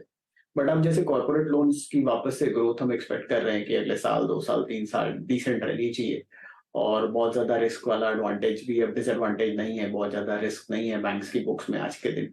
तो मुझे लगता है वो जो ओवर डेराइव्ड फोकस था गोल्ड लोन्स की तरफ, वो भी वहां से कम हो जाएगा। और मुथूट मार्केट लीडर है, और ये बहुत ज्यादा ग्रैन्युलर बिजनेस है, जैसा अभी मैनेजमेंट भी बोल रही थी कि छोटे टिकट साइज के बहुत सारे लोन्स इनके पास रहते हैं। तो मुझे लगता है हर बैंक के लिए वो हैंडल करना थोड़ा सा मुश्किल होगा, जो कॉस्ट एडवांटेज है वो डेराइव करना उतने ग्रैन्युलर लोन में। तो कंपेयर टू वापस अपने शायद कॉर्पोरेट बैंकिंग की तरफ ज्यादा शिफ्ट करेंगे, और आने वाले 2-3 सालों में मुझे लगता है आसानी से 15 से 20% काइंड ऑफ अर्निंग्स ग्रोथ आप इस कंपनी में देख सकते हैं। 2.5 टाइम्स प्राइस, 2.5 टाइम्स के आसपास प्राइस टू बुक पे ट्रेड करता है। तो मेरे लक्ष्य करीब 1850 के आते हैं। एक आधी क्वार्टर खराब गए हैं, बट खराब क्या मतलब थोड़े से मॉडेस्ट गए हैं, बट मुझे नहीं लगता कि कोई ऐसा रिस्क है। और जैसे जैसे ये वापस गोल्ड लोन सेक्टर रिवाइव होता है अगले 6-8 महीनों में, बहुत हाई प्रोबेबिलिटी है कि आपको बहुत स्ट्रॉन्ग रेटिंग मुथूट में दिखाई देगी। मन्नापुरम में अपने अलग इश्यूज थे जिसकी वजह से क्रैक्स वगैरह आए और फिर बढ़ गया, बट पूरी स्पेस में मुझे लगता है ये जो स्पेसिफिकली गोल्ड लोन पे फोकस करने वाली गोल्ड लोन फोकस्ड कंपनीज हैं, अगले 2-3 साल के लिए काफी रोबस्ट रहने चाहिए, और कंपटीशन का जो थोड़ा ओवरहैंग बहुत ज्यादा है वो भी कम हो जाना चाहिए। ओके, चलिए अब एक काम करते हैं, अब एक राजेश पालवी जी को भी जोड़ लेते हैं, उनसे बात करते हैं, उनकी पिक्स लेते हैं। Rajesh ji, good afternoon. क्या ट्रेड्स हैं आपके दिमाग में इस समय? Good afternoon Anuj ji, good afternoon everyone. So trading point of view से हमें जो स्टॉक अभी पसंद आ रहा है वो है गोदरेज कंज्यूमर। ये स्टॉक में देखें तो एक करेक्शन के बाद स्टॉक में यहाँ पे एक रिवर्सल के साइन डेली सेटअप पे बनते हुए दिख रहे हैं, और आज के सेशन में एक लॉन्ग बिल्टअप यहाँ पे बनते हुए दिख रहा है। जिस तरीके से स्टॉक में पिछले 2-3 दिन के कंसोलिडेशन रेंज का ब्रेकआउट आज होते हुए दिखता है, गोदरेज कंज्यूमर हमें लगता है यहाँ से एक अच्छा मूव कंटिन्यू करते हुए दिख सकता है। 1070 1080 तक के अपसाइड के टारगेट हम इसमें एक्सपेक्ट कर रहे हैं। करंट लेवल से जो स्टॉप लॉस रखना होगा वो होगा करीब 1015 के आसपास। जो दूसरा स्टॉक हमें अट्रैक्टिव लग रहा है वो पोजिशनल बेसिस पे हमें लगता है ये स्टॉक पे ध्यान देना चाहिए, वो है HAL का। HAL में देखें तो एक अच्छा कंसोलिडेशन यहाँ पे पिछले 7-8 दिन में देखने को मिला है, और आज जिस तरीके से यहाँ पे लॉन्ग बिल्टअप होते हुए दिख रहा है, हमें लगता है HAL एक अच्छा यहाँ से पोजिशनली एक अच्छा अपमूव यहाँ पे कंटिन्यू करते हुए दिख सकता है। अपसाइड के टारगेट हमें लगता है इसमें 4000 तक के भी आते हुए दिख सकते हैं, तो HAL को पोजिशनल बेसिस पे बाय किया जा सकता है। स्टॉप लॉस रखना होगा करीब 3820 के आसपास। ओके, HAL पर बाय करना। चलिए अब आगे बढ़ते हैं, और महिंद्रा एंड महिंद्रा के लिए कल का दिन काफ़ी बड़ा है। कंपनी कल 3 नए प्रोडक्ट से पर्दा उठाएगी। भारत की जगह इवेंट साउथ अफ्रीका के केप टाउन शहर में हो रहा है। क्या कारण है इसका और किन प्रोडक्ट से उठ सकता है पर्दा, बताने के लिए दीपाली राणा साउथ अफ्रीका से ये रिपोर्ट फाइल कर रही हैं। हम साउथ अफ्रीका केप टाउन में मौजूद हैं, और कल 15 अगस्त को कंपनी अपना फ्यूचर एस्केप इवेंट कर रही है, जहां पर ग्लोबल विजन शेयर करेगी। और जो एक्सक्लूसिव डिटेल्स हमें हाथ लगी हैं उसके मुताबिक कंपनी थार इलेक्ट्रिक को अनवील करेगी। हालांकि टीजर्स के थ्रू कंपनी ने बताया था कि थार इलेक्ट्रिक आएगी, लेकिन ये डिटेल्स नहीं थी कि किस प्लेटफॉर्म पर बेस्ड होगी। लेकिन जो एक्सक्लूसिव डिटेल्स हमें मिली है उसके मुताबिक कंपनी थार इलेक्ट्रिक को बॉर्न इलेक्ट्रिक प्लेटफॉर्म पर ही लॉन्च करेगी, यानी इंग्लो प्लेटफॉर्म पर। वही प्लेटफॉर्म है जो पिछले साल कंपनी ने लंदन में अनवील किया था। फोक्सवैगन के टाई अप के साथ कंपनी इस प्लेटफॉर्म को लेकर आ रही है। तो एक चीज तो क्लियर है कि थार इलेक्ट्रिक जल्द आएगी मार्केट्स में, और ये आइस वर्जन से कंप्लीटली डिफरेंट होगी when it comes to design. और इनफैक्ट इसमें शायड डुअल मोटर सेटअप भी हो सकता है, ताकि इसकी जो 4x4 कैपेबिलिटीज हो वो उसी तरीके से रिटेन हो। इसके अलावा एक एक्सक्लूसिव डिटेल हमें मिली है कि 7 नए ट्रैक्टर्स कंपनी लॉन्च कर रही है इंडियन मार्केट्स के लिए ओजा ब्रांड के अंदर। ये ब्रांड नेम कंपनी ने शोकेस किया था इस साल की शुरुआत में ही, और इस नाम के साथ 7 नए ट्रैक्टर्स स्पेसिफिकली इंडियन मार्केट्स के लिए कल यहाँ पर लॉन्च हो रहे हैं। इसके अलावा अप टू 40 ट्रैक्टर्स यानी 40 वेरिएंट्स भी कंपनी शोकेस करेगी, जो कि ग्लोबल मार्केट्स के लिए भी होंगे। और जो तीसरा इंपॉर्टेंट अनवील होगा वो होगा पिकअप ट्रक, जो specially company south African markets को केटर करेगी। हालांकि अगेन ये भी ग्लोबल प्रोडक्ट ही होगा, स्कॉर्पियो एन पर बेस्ड होगा, लेकिन लॉन्गर व्हील बेस के साथ, ताकि कार्गो स्पेस को भी अकोमोडेट कर सके। ओके, चलिए तो ये बात हो गई इस समय महिंद्रा एंड महिंद्रा की, लेकिन बात हो रही है ऑटो स्पेस की। तो अब इसी स्पेस में कंटिन्यू करते हैं। Tata Motors 1 lakh electric vehicles बिक्री का लक्ष्य हासिल कर चुकी है। कंपनी यह मुकाम हासिल करने के लिए कंपनी ने 5 साल लिए हैं। टाटा मोटर्स की ईवी पोर्टफोलियो में नेक्सॉन, टिगोर और टियागो जैसी कारें शामिल हैं। कंपनी की ईवी स्ट्रैटेजी और आउटलुक पर बात करने के लिए हमारे साथ जुड़े हैं टाटा मोटर्स पैसेंजर व्हीकल के managing director Shailesh Chandra. Shailesh ji, good afternoon. पहली बात तो आपको मुबारक 1 लाख ईवी का माइलस्टोन हिट करने के लिए। यहाँ से आगे का टारगेट क्या है? क्या रीजंस रहे सक्सेस के लिए और आगे के टारगेट्स हैं आपके? आज के दिन में ग्राहक जो हैं इसको बहुत ही एस्पिरेशनल कार समझते हैं ईवीज़ को। जितनी मिथ्स थी वो धीरे धीरे ख़त्म होती जा रही हैं। अब उनको समझ में आता है कि इलेक्ट्रिक कार्स एक्चुअली परफॉर्मेंस में ज़्यादा अच्छी होती हैं, कम दाम भी लगता है, इसमें ऑपरेटिंग कॉस्ट कम होती है, मेंटेनेंस कॉस्ट कम होती है, इसकी परफॉर्मेंस भी ज़्यादा अच्छी है, टेक्नोलॉजी भी ज़्यादा सुपीरियर है आइस से। और जहाँ तक कि चार्जिंग इंफ्रास्ट्रक्चर की बात है उसमें उनको पता है कि होम चार्जिंग से चार्जिंग हो जाती है। तो काफ़ी शिफ्ट हुआ, काफ़ी ट्रांसफॉर्मेशन हुआ ये माइंडसेट में। और जैसे जैसे ये ट्रांसफॉर्मेशन हुआ ग्राहकों में और डिमांड बढ़ती गई, वैसे वैसे इकोसिस्टम प्लेयर्स भी आने लगे चार्जिंग इंफ्रा में, सप्लाई चेन में। तो काफ़ी चेंज आ गई है। वैसे तो 1 लाख एक नंबर है, लेकिन अगर इसके नीचे ट्रांसफॉर्मेशन जो हुआ है उसकी बात करें तो बहुत बड़ा ट्रांसफॉर्मेशन हुआ है। आपने दूसरा क्वेश्चन पूछा कि इसके की ड्राइवर्स क्या थे, तो उसमें की ड्राइवर्स में मैं बोलूँगा सबसे पहला कि जो अर्ली अडॉप्टर्स थे वो बहुत ही एक्सप्रेसिव थे और उन लोगों ने खुलकर सोशल मीडिया में अपने एक्सपीरियंस को शेयर किया, जिसके कारण कि बाकी ग्राहक जो फेंस सिटर्स थे वो लोग जो है उनमें कॉन्फिडेंस बढ़ा कि एक प्रैक्टिकल कार है, जब कोई दूसरा यूज़ कर रहा है तो हम भी यूज़ कर सकते हैं। तो वैसे वैसे डिमांड बढ़ती गई। मुझे लगता है गवर्नमेंट का भी काफ़ी अच्छा रोल रहा है। GST 5%, road tax, registration waiver, PLI, fame incentive सब मिला जुला कर काफ़ी एक अच्छा माहौल बना इलेक्ट्रिफिकेशन के अराउंड। ओके, अच्छा, अब जब क्योंकि ये बेस बढ़ेगा ऑब्वियसली, तो एक कस्टमर कन्वीनियंस एक बहुत बड़ा फैक्टर बन जाएगा शैलेश जी। तो एक सेपरेट EV शोरूम्स खोलने पर आपकी क्या स्ट्रैटेजी है, जरा इसके बारे में कुछ बताएं। सबसे पहला तो ये बात सही है कि हमें ज़रूरत पड़ेगी इलेक्ट्रिक व्हीकल्स के लिए शोरूम्स को सेपरेट करने की। अभी ये प्लानिंग स्टेज में है, क्योंकि अगर हम लोग 10 गाड़ियों की बात कर रहे हैं इलेक्ट्रिक व्हीकल में, करीब करीब बराबर गाड़ियां हमारे आइस पोर्टफोलियो में भी होंगी, तो एक शोरूम के अंदर इतनी सारी गाड़ियां प्रैक्टिकली मुश्किल है रखना। आज के दिन में हम लोग इलेक्ट्रिक व्हीकल बेचते हैं एक शॉप इन शॉप कॉन्सेप्ट के अंतर्गत, लेकिन आने वाले वर्षों में और इस साल से हम पहले कुछ जगहों पर ये एक्सपेरिमेंट करेंगे, उससे लर्न करेंगे और उसके बाद धीरे धीरे उसकी एक्सपेंशन करते जाएंगे। बट अभी मैं बोलूँगा कि जो प्लान है वो अभी वर्क इन प्रोग्रेस है और सही समय पर उसको डिटेल और विस्तृत तरीके से हम उसके बारे में जिक्र करेंगे। सर एग्जैक्टली अगर मैं इस फर्स्ट हाफ को देखूं इस साल के, तो उसमें तीनों की ग्रोथ को आप कैसे देखते हैं, चाहे वो आइस सेगमेंट हो, चाहे वो CNG सेगमेंट हो, चाहे वो EV सेगमेंट हो, और सेकेंड हाफ के लिए इन तीनों ही सेगमेंट्स में आपका आउटलुक क्या है, क्या ग्रोथ रहेंगी इन तीनों सेगमेंट्स में? तो हमने हमारी ग्रोथ जो है वो आपको जैसे पता है, इंडस्ट्री भी जो है वो सिंगल डिजिट में ग्रो करने वाली है। अभी तक हम लोग इंडस्ट्री ग्रोथ के आसपास हैं और आगे सेकेंड हाफ में हमारी कुछ नई इंटरवेंशंस आने वाली हैं। आपने देखा कि इस क्वार्टर में हमने CNG रेंज को विस्तृत किया है, तो उससे भी काफ़ी फ़ायदा होने वाला है और बाकी कुछ और प्रोडक्ट एक्शंस आने वाले हैं सेकेंड हाफ में इलेक्ट्रिक व्हीकल में भी। तो ये सब मिला जुला कर हम लोग सोचते हैं कि इंडस्ट्री से बेहतर ग्रो करने की हमारी कोशिश रहेगी। ओके, चलिए, तो ये हो गई सारे सेगमेंट्स से सेकेंड हाफ के आउटलुक को लेके बात। सर अभी जितने भी कार मेकर्स को देखूं चंद्र साहब, एक चीज़ तो रही है कि सब जो छोटी कारों का सेगमेंट है, एंट्री लेवल सेगमेंट है, उसमें एक धीमापन देख रहे हैं और SUV सेगमेंट बहुत स्ट्रांगली डिलीवर कर रहा है। सारे SUV लॉन्चेस सभी मेकर्स की तरफ से बहुत स्ट्रांग रहे हैं। आपको क्या लगता है इस सेगमेंट में आप कैसे कैपिटलाइज करेंगे, आपकी आगे की SUV स्ट्रेटेजी क्या है सर?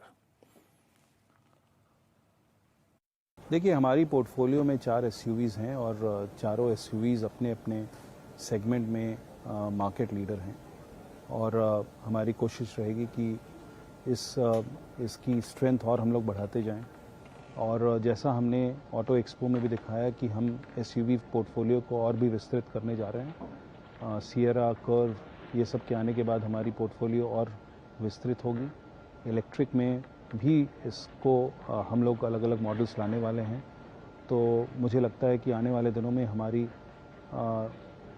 SUV पोर्टफोलियो की स्थिति और मजबूत होगी और हम लोग उसमें जिस सेगमेंट्स में हम लोग उसमें रहेंगे उसमें कोशिश रहेगी कि हम लोग टॉप 2 टॉप 3 में रहें। सो वो उम्मीद है। जहाँ तक आपने बोला कि हैचेस सेगमेंट और लेस देन 10 लाख सेगमेंट में प्रेशर है, बात सही है, क्योंकि प्रेशर तो है लेस देन 10 लाख सेगमेंट में बहुत सारे कारणों के कारण। बट टाटा मोटर्स की हैच पोर्टफोलियो जो है उसमें काफ़ी अच्छी ग्रोथ आ रही है क्योंकि हमने अभी फ़िलहाल में बहुत ही बड़ा इनोवेशन लाया है CNG में, जिसमें हमने ट्विन सिलेंडर टेक्नोलॉजी लाई है, जिसमें पूरा बूट स्पेस मिल जाता है। कि बहुत ही नया और नॉवेल आइडिया है CNG स्पेस में, जिसके कारण कि हमें अच्छी ट्रैक्शन मिल रही है हैचेस में। तो हमारी मल्टी पावर ट्रेन स्ट्रैटेजी जो है हैचेस में अच्छा काम कर रही है और आगे आने वाले दिनों में भी करेंगी। शैलेश जी, एक बाकी ऑटो मेकर से जब बात होती है तो एक चीज़ जो निकल कर आ रही है कि शायद एक प्राइस हाइक बाकी है अभी सिस्टम में। टाटा मोटर्स की तरफ से भी क्या हम एक्सपेक्ट करेंगे फिर? अभी हमने रिसेंटली एक प्राइस हाइक लिया है, तो अभी हमने इसके बाद की प्राइस हाइक के बारे में नहीं सोचा है। हम लोग क्लोजली मॉनिटर करेंगे कि कमोडिटी प्राइसेस की फोरकास्टिंग क्या है, और उसके बाद उसके बेसिस पर हम लोग डिसीजन लेंगे। बट अभी कोई प्लान नहीं है। ओके, चलिए शैलेश जी, बहुत बहुत शुक्रिया आज हमारे साथ जुड़ने के लिए और हमसे बात करने के लिए। तो ये हो गई बात टाटा मोटर्स की। टाटा मोटर्स थोड़ा सा करेक्ट हुआ है नंबर्स के बाद से, लेकिन वैसे काफ़ी स्ट्रॉन्ग स्टॉक रहा है। चलिए अब आपको बताते हैं चार का चौका का सीक्वेंस, जो चार ट्रेड्स अब हम आपके लिए लेकर आएंगे। सबसे पहले सस्ता ऑप्शन लेंगे शिल्पा राउत से, उसके बाद एफएनओ सुपरस्टार के लिए राजेश पालवी से बात करेंगे, मानस आज देंगे चार्ट का चमत्कार, और शरद जी से लेंगे मिड कैप फंडा। तो शिल्पा जी, शुरुआत करते हैं आपके साथ, तब बताइए सस्ता ऑप्शन ट्रेड। जी अनुज जी, मेरा सस्ता ऑप्शन अभी रहेगा आरती इंडस्ट्रीज में। आरती इंडस्ट्रीज अगर देखेंगे फ्यूचर्स में 466 जोन्स पे ट्रेड कर रहा है। यहाँ पे 450 पे एक अच्छा सपोर्ट है एंड अपसाइड टुवर्ड्स 500 भी ओपन है। तो अभी भी सीरीज में एक हाफ सीरीज बाकी है, तो यहाँ पे मुझे लगता है कि 480 का जो कॉल ऑप्शन रफली ₹7.60 पे चल रहा है, आप इस पे लीजिए, पार्टिसिपेट कीजिए। स्टॉप लॉस 4 का मेंटेन कीजिए। Targets of 11, 14 and 17। Okay, Aarti industries numbers के बाद से ये स्टॉक गिर नहीं रहा है, तो ये एक सिग्नल है शायद स्टॉक का। पहले काफ़ी गिर चुका है ये स्टॉक, शायद एक बॉटमिंग आउट प्रोसेस शुरू हुई है आरती इंडस्ट्रीज में। ये देखिए, ये स्टॉक अगर आप देखें तो ये 1 महीने का चार्ट है इसका, लेकिन अगर इसका आप 6 महीने का चार्ट देखेंगे, ये देखिए 3 महीने में करीब 8% गिरा और 6 महीने में करीब 14% ये स्टॉक गिरा। तो एक बेसिक फॉर्मेशन क्लियरली ये स्टॉक ने बना। 12 महीने का चार्ट देखिए, ये करीब 44% गिरा यहाँ पर। तो ये आपके लिए एक कॉल ऑप्शन है, 480 का कॉल ऑप्शन आपको लेना है, स्टॉप लॉस 4 का, और 14 और 17 रुपये तक के टारगेट्स यहाँ पर बनेंगे। तो ये होगी आरती इंडस्ट्रीज के बाद। राजेश जी, आपका ट्रेड। अनुज जी, जो स्टॉक यहाँ पे अट्रैक्टिव लग रहा है एफ&ओ सेगमेंट में अभी, वो है टाटा कम्युनिकेशन। अगर स्टॉक को देखें तो लास्ट 2 वीक में करेक्टिव मूव के बाद स्टॉक ऑलमोस्ट अपने 20 डे मूविंग एवरेज के आसपास पिछले 3-4 दिनों से एक अच्छा यहाँ पे बेस बनाते हुए दिख रहा है। आज के सेशन में देखें तो एक अच्छा थ्रू आउट द सेशन एक बाइंग इंटरेस्ट यहाँ पे बनते हुए दिखा है। हमें लगता है जिस तरीके से यहाँ पे ओवरऑल स्ट्रक्चर प्लेस है टाटा कम्युनिकेशन के, यहाँ पे टाटा कम्युनिकेशन फ्यूचर बाय करना चाहिए। अपसाइड के टारगेट 1760 से लेके 1770 तक आते हुए दिख सकते हैं। स्टॉप लॉस होगा करीब 1680 के आसपास। ओके, टाटा कम्युनिकेशन आप पिक कर रहे हैं। आज का आपका ट्रेड एफएनओ सुपरस्टार। आगे चलते हैं चार का चमत्कार के लिए मानस के पास। मानस, क्या पिक कर रहे हैं आप? वीरेन जी, इंडिया मार्ट पे ध्यान देना चाहिए, क्योंकि अगर आप इंडिया मार्ट के पैटर्न देखिए तो स्टॉक करेक्ट हुआ, 20 डे मूविंग एवरेज के आसपास सपोर्ट लिया, और पैटर्न को देख के, आज के पैटर्न को देख के लग रहा है कि शायद कंप्लीट हो गया जो करेक्शन था, और अब फिर से जो 3200 का रेजिस्टेंस है उसको ब्रीच करके और ऊपर के लेवल स्टॉक दिखा सकता है। तो इंडिया मार्ट में करंट लेवल्स पे खरीदारी करनी है। 3125 3125 के स्टॉप लॉस से खरीदारी करेंगे, और 3275 3275 के टारगेट इंडिया मार्ट में सेट करेंगे। ऑप्शन में अगर ट्रेड लेना होगा तो 32 वाला कॉल ऑप्शन लिया जा सकता है। 82-83 रुपए के आसपास ट्रेड हो रहा है, वहां पर आप खरीदारी करिए। 64 रुपीज का स्टॉप लॉस लगाइए और ऊपर की तरफ 125 रुपए के टारगेट सेट करिए।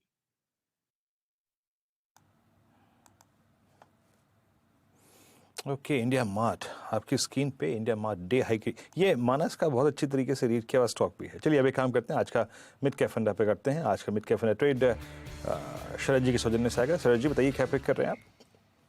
हाँ जी, तो हमारा मिड कैप फंडा है Tata chemical. Company soda ash की जानी मानी कंपनी है। यूएस, इंडिया, यूरोप, केन्या सब जगह ऑपरेशंस हैं। यूएस के ऑपरेशंस काफी बड़े हैं, और हमें लगता है इंडिया के और यूएस के ऑपरेशंस मिलकर कंट्रीब्यूट करते हैं टॉप लाइन और एबिटा को। आने वाले समय में यूएस के कुछ कॉन्ट्रैक्ट्स में रेन्यूअल ऑलरेडी हुआ है, जिसका फायदा इस क्वार्टर ऑनवर्ड दिखना चाहिए। यूके के भी कुछ कॉन्ट्रैक्ट्स हैं वो फिक्स प्राइस पे शिफ्ट हो गए हैं, तो वहां भी इंप्रूवमेंट दिखनी चाहिए। केन्या के ऑपरेशंस में लगभग पूरा डेट रिपेमेंट वगैरह हो गया है, तो वो भी लगभग डेट फ्री हो गया है, तो वहां से उसका फायदा दिखना चाहिए। कंपनी की योजना भी है लगभग 3000 करोड़ के कैपेक्स की अगले 2-3 सालों में, उसका भी फायदा ग्रेजुअली आना चाहिए। इंडिया वाला कैपेक्स अगले 1 साल में कंट्रीब्यूट करना चाहिए। यूएस वाला कैपेक्स अगले 24 से 25 महीनों में कंट्रीब्यूट करना शुरू कर देना चाहिए, उसका भी फायदा नंबर्स में दिखेगा। सोलर में इंपॉर्टेंस की वजह से ग्लोबल डिमांड काफी स्ट्रांग है सोडा ऐश वगैरह में, और आने वाले समय में हमें लगता है वहां पे डिमांड काफी स्ट्रांग रहेगी। चाइना की तरफ से भी बहुत ज्यादा सप्लाई जैसे आ नहीं रही है, तो ओवर सप्लाई का हैंगओवर नहीं है वहां पे, और ग्रेजुअली प्राइसेस स्टेबलाइज हो गए हैं। और जैसे जैसे ये फर्दर अपटिक आता है सोलर वगैरह की डिमांड में और ईवीज में भी, तो मुझे लगता है सोडा ऐश की रिक्वायरमेंट में और बढ़ा और डिमांड आ सकती है। तो प्राइसेस वगैरह या तो स्टेबल रहने चाहिए या मार्जिनल अपवर्ड बायस रहना चाहिए। ज्यादातर कैपेक्स अगले साल 1.5 साल में कंट्रीब्यूट करना शुरू करेगा। रिन्यूएबल प्राइस कॉन्ट्रैक्ट्स जो है उसका भी फायदा आना चाहिए। कंपनी 1.5 से 2,000 करोड़ के डेट रिपेमेंट की भी बात कर रही है इस साल भी, उसका भी फायदा आपको नंबर्स में दिखना चाहिए। तो हमारा ये मानना है कि FY25 में अर्निंग करीब 105-110 के आसपास आनी चाहिए, और 12 के आसपास का मल्टीपल कंपनी को आसानी से मिल जाना चाहिए। तो 1200 रुपए के लक्ष्य के हिसाब से Tata chemicals. Okay, Tata chemicals Nifty at days high, अब 25 पॉइंट ग्रीन में निफ्टी, और बैंक निफ्टी किसी भी मोमेंट में ग्रीन में आने को तैयार। और इवन मिड कैप इंडेक्स में बहुत शानदार रिकवरी। चारों ट्रेड्स रिकैप करते हैं, फिर मार्केट पर एक बार फिर आएंगे। शिल्पा राउत जी ने आरती इंडस्ट्रीज़ पर बेट लिया है, और आपको लेना है यहाँ पर एक out of the money call. 480 का कॉल ऑप्शन लेना है आपको 880 पर। इस समय 11, 14, 17 के टारगेट, 4 रुपये का स्टॉप लॉस। टाटा कम्युनिकेशंस है राजेश पालवी की पसंद, एफएनओ सुपरस्टार की तरफ 1760 और 1770 के टारगेट, 1680 का स्टॉप लॉस। मानस को पसंद है इंडिया मार्ट, मानस ने पहले भी इस ट्रेड को ब्यूटीफुली पिक किया है, 3275 के टारगेट यहाँ पर, 3125 का स्टॉप लॉस। और टाटा केमिकल्स, ये है शरद अवस्थी की इस समय की पिक का। तो ये कुछ स्टॉक्स इस समय ग्रीन में, लेकिन निफ्टी में बहुत शानदार रिकवरी, 19,450 इस समय आपको निफ्टी में दिखाई देगा। और जो पिछले कुछ मिनटों में स्टॉक्स जिन्होंने अच्छी रिकवरी दिखाई है, उसमें डिवीज लैब्स है, ICICI बैंक है, ITC है, और इन्फोसिस तो खैर है ही डे हाई पर। इन्फोसिस एक बार वापस लेकर आइए, फिर से इन्फोसिस इस समय आपको डे हाई पर दिखाई देगा। तो ये कुछ स्टॉक्स जो इस समय अच्छा काम कर रहे हैं।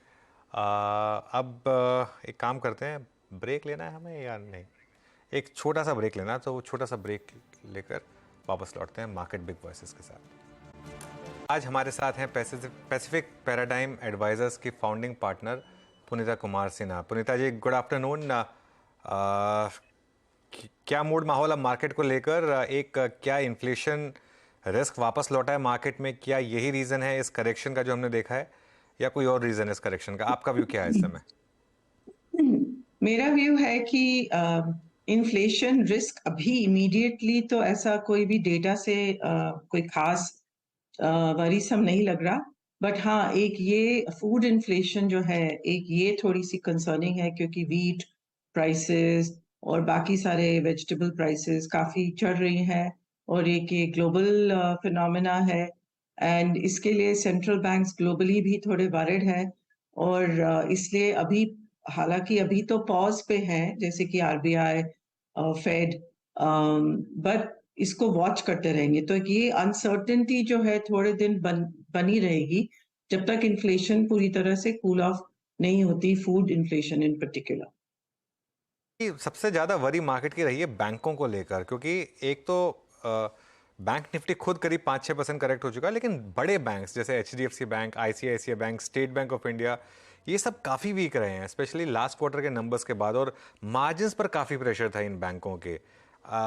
क्या यहाँ पर एक नियर टर्म टॉप बना है, या फिर लीडरशिप छिनी है यहाँ से, या अभी भी लीडरशिप यहीं रहेगी करेक्शन के बाद?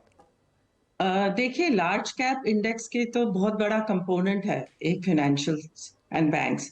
तो जहां तक इन्वेस्टर्स जो कि स्पेशली फॉरेन इन्वेस्टर्स जो कि ज्यादातर मिड एंड स्मॉल कैप्स में इतनी लिक्विडिटी नहीं है जिसमें वो इन्वेस्ट कर पाए, उनको तो फिर इंडिया में अगर इन्वेस्ट करना है तो बैंक्स में तो इन्वेस्ट करना ही पड़ेगा।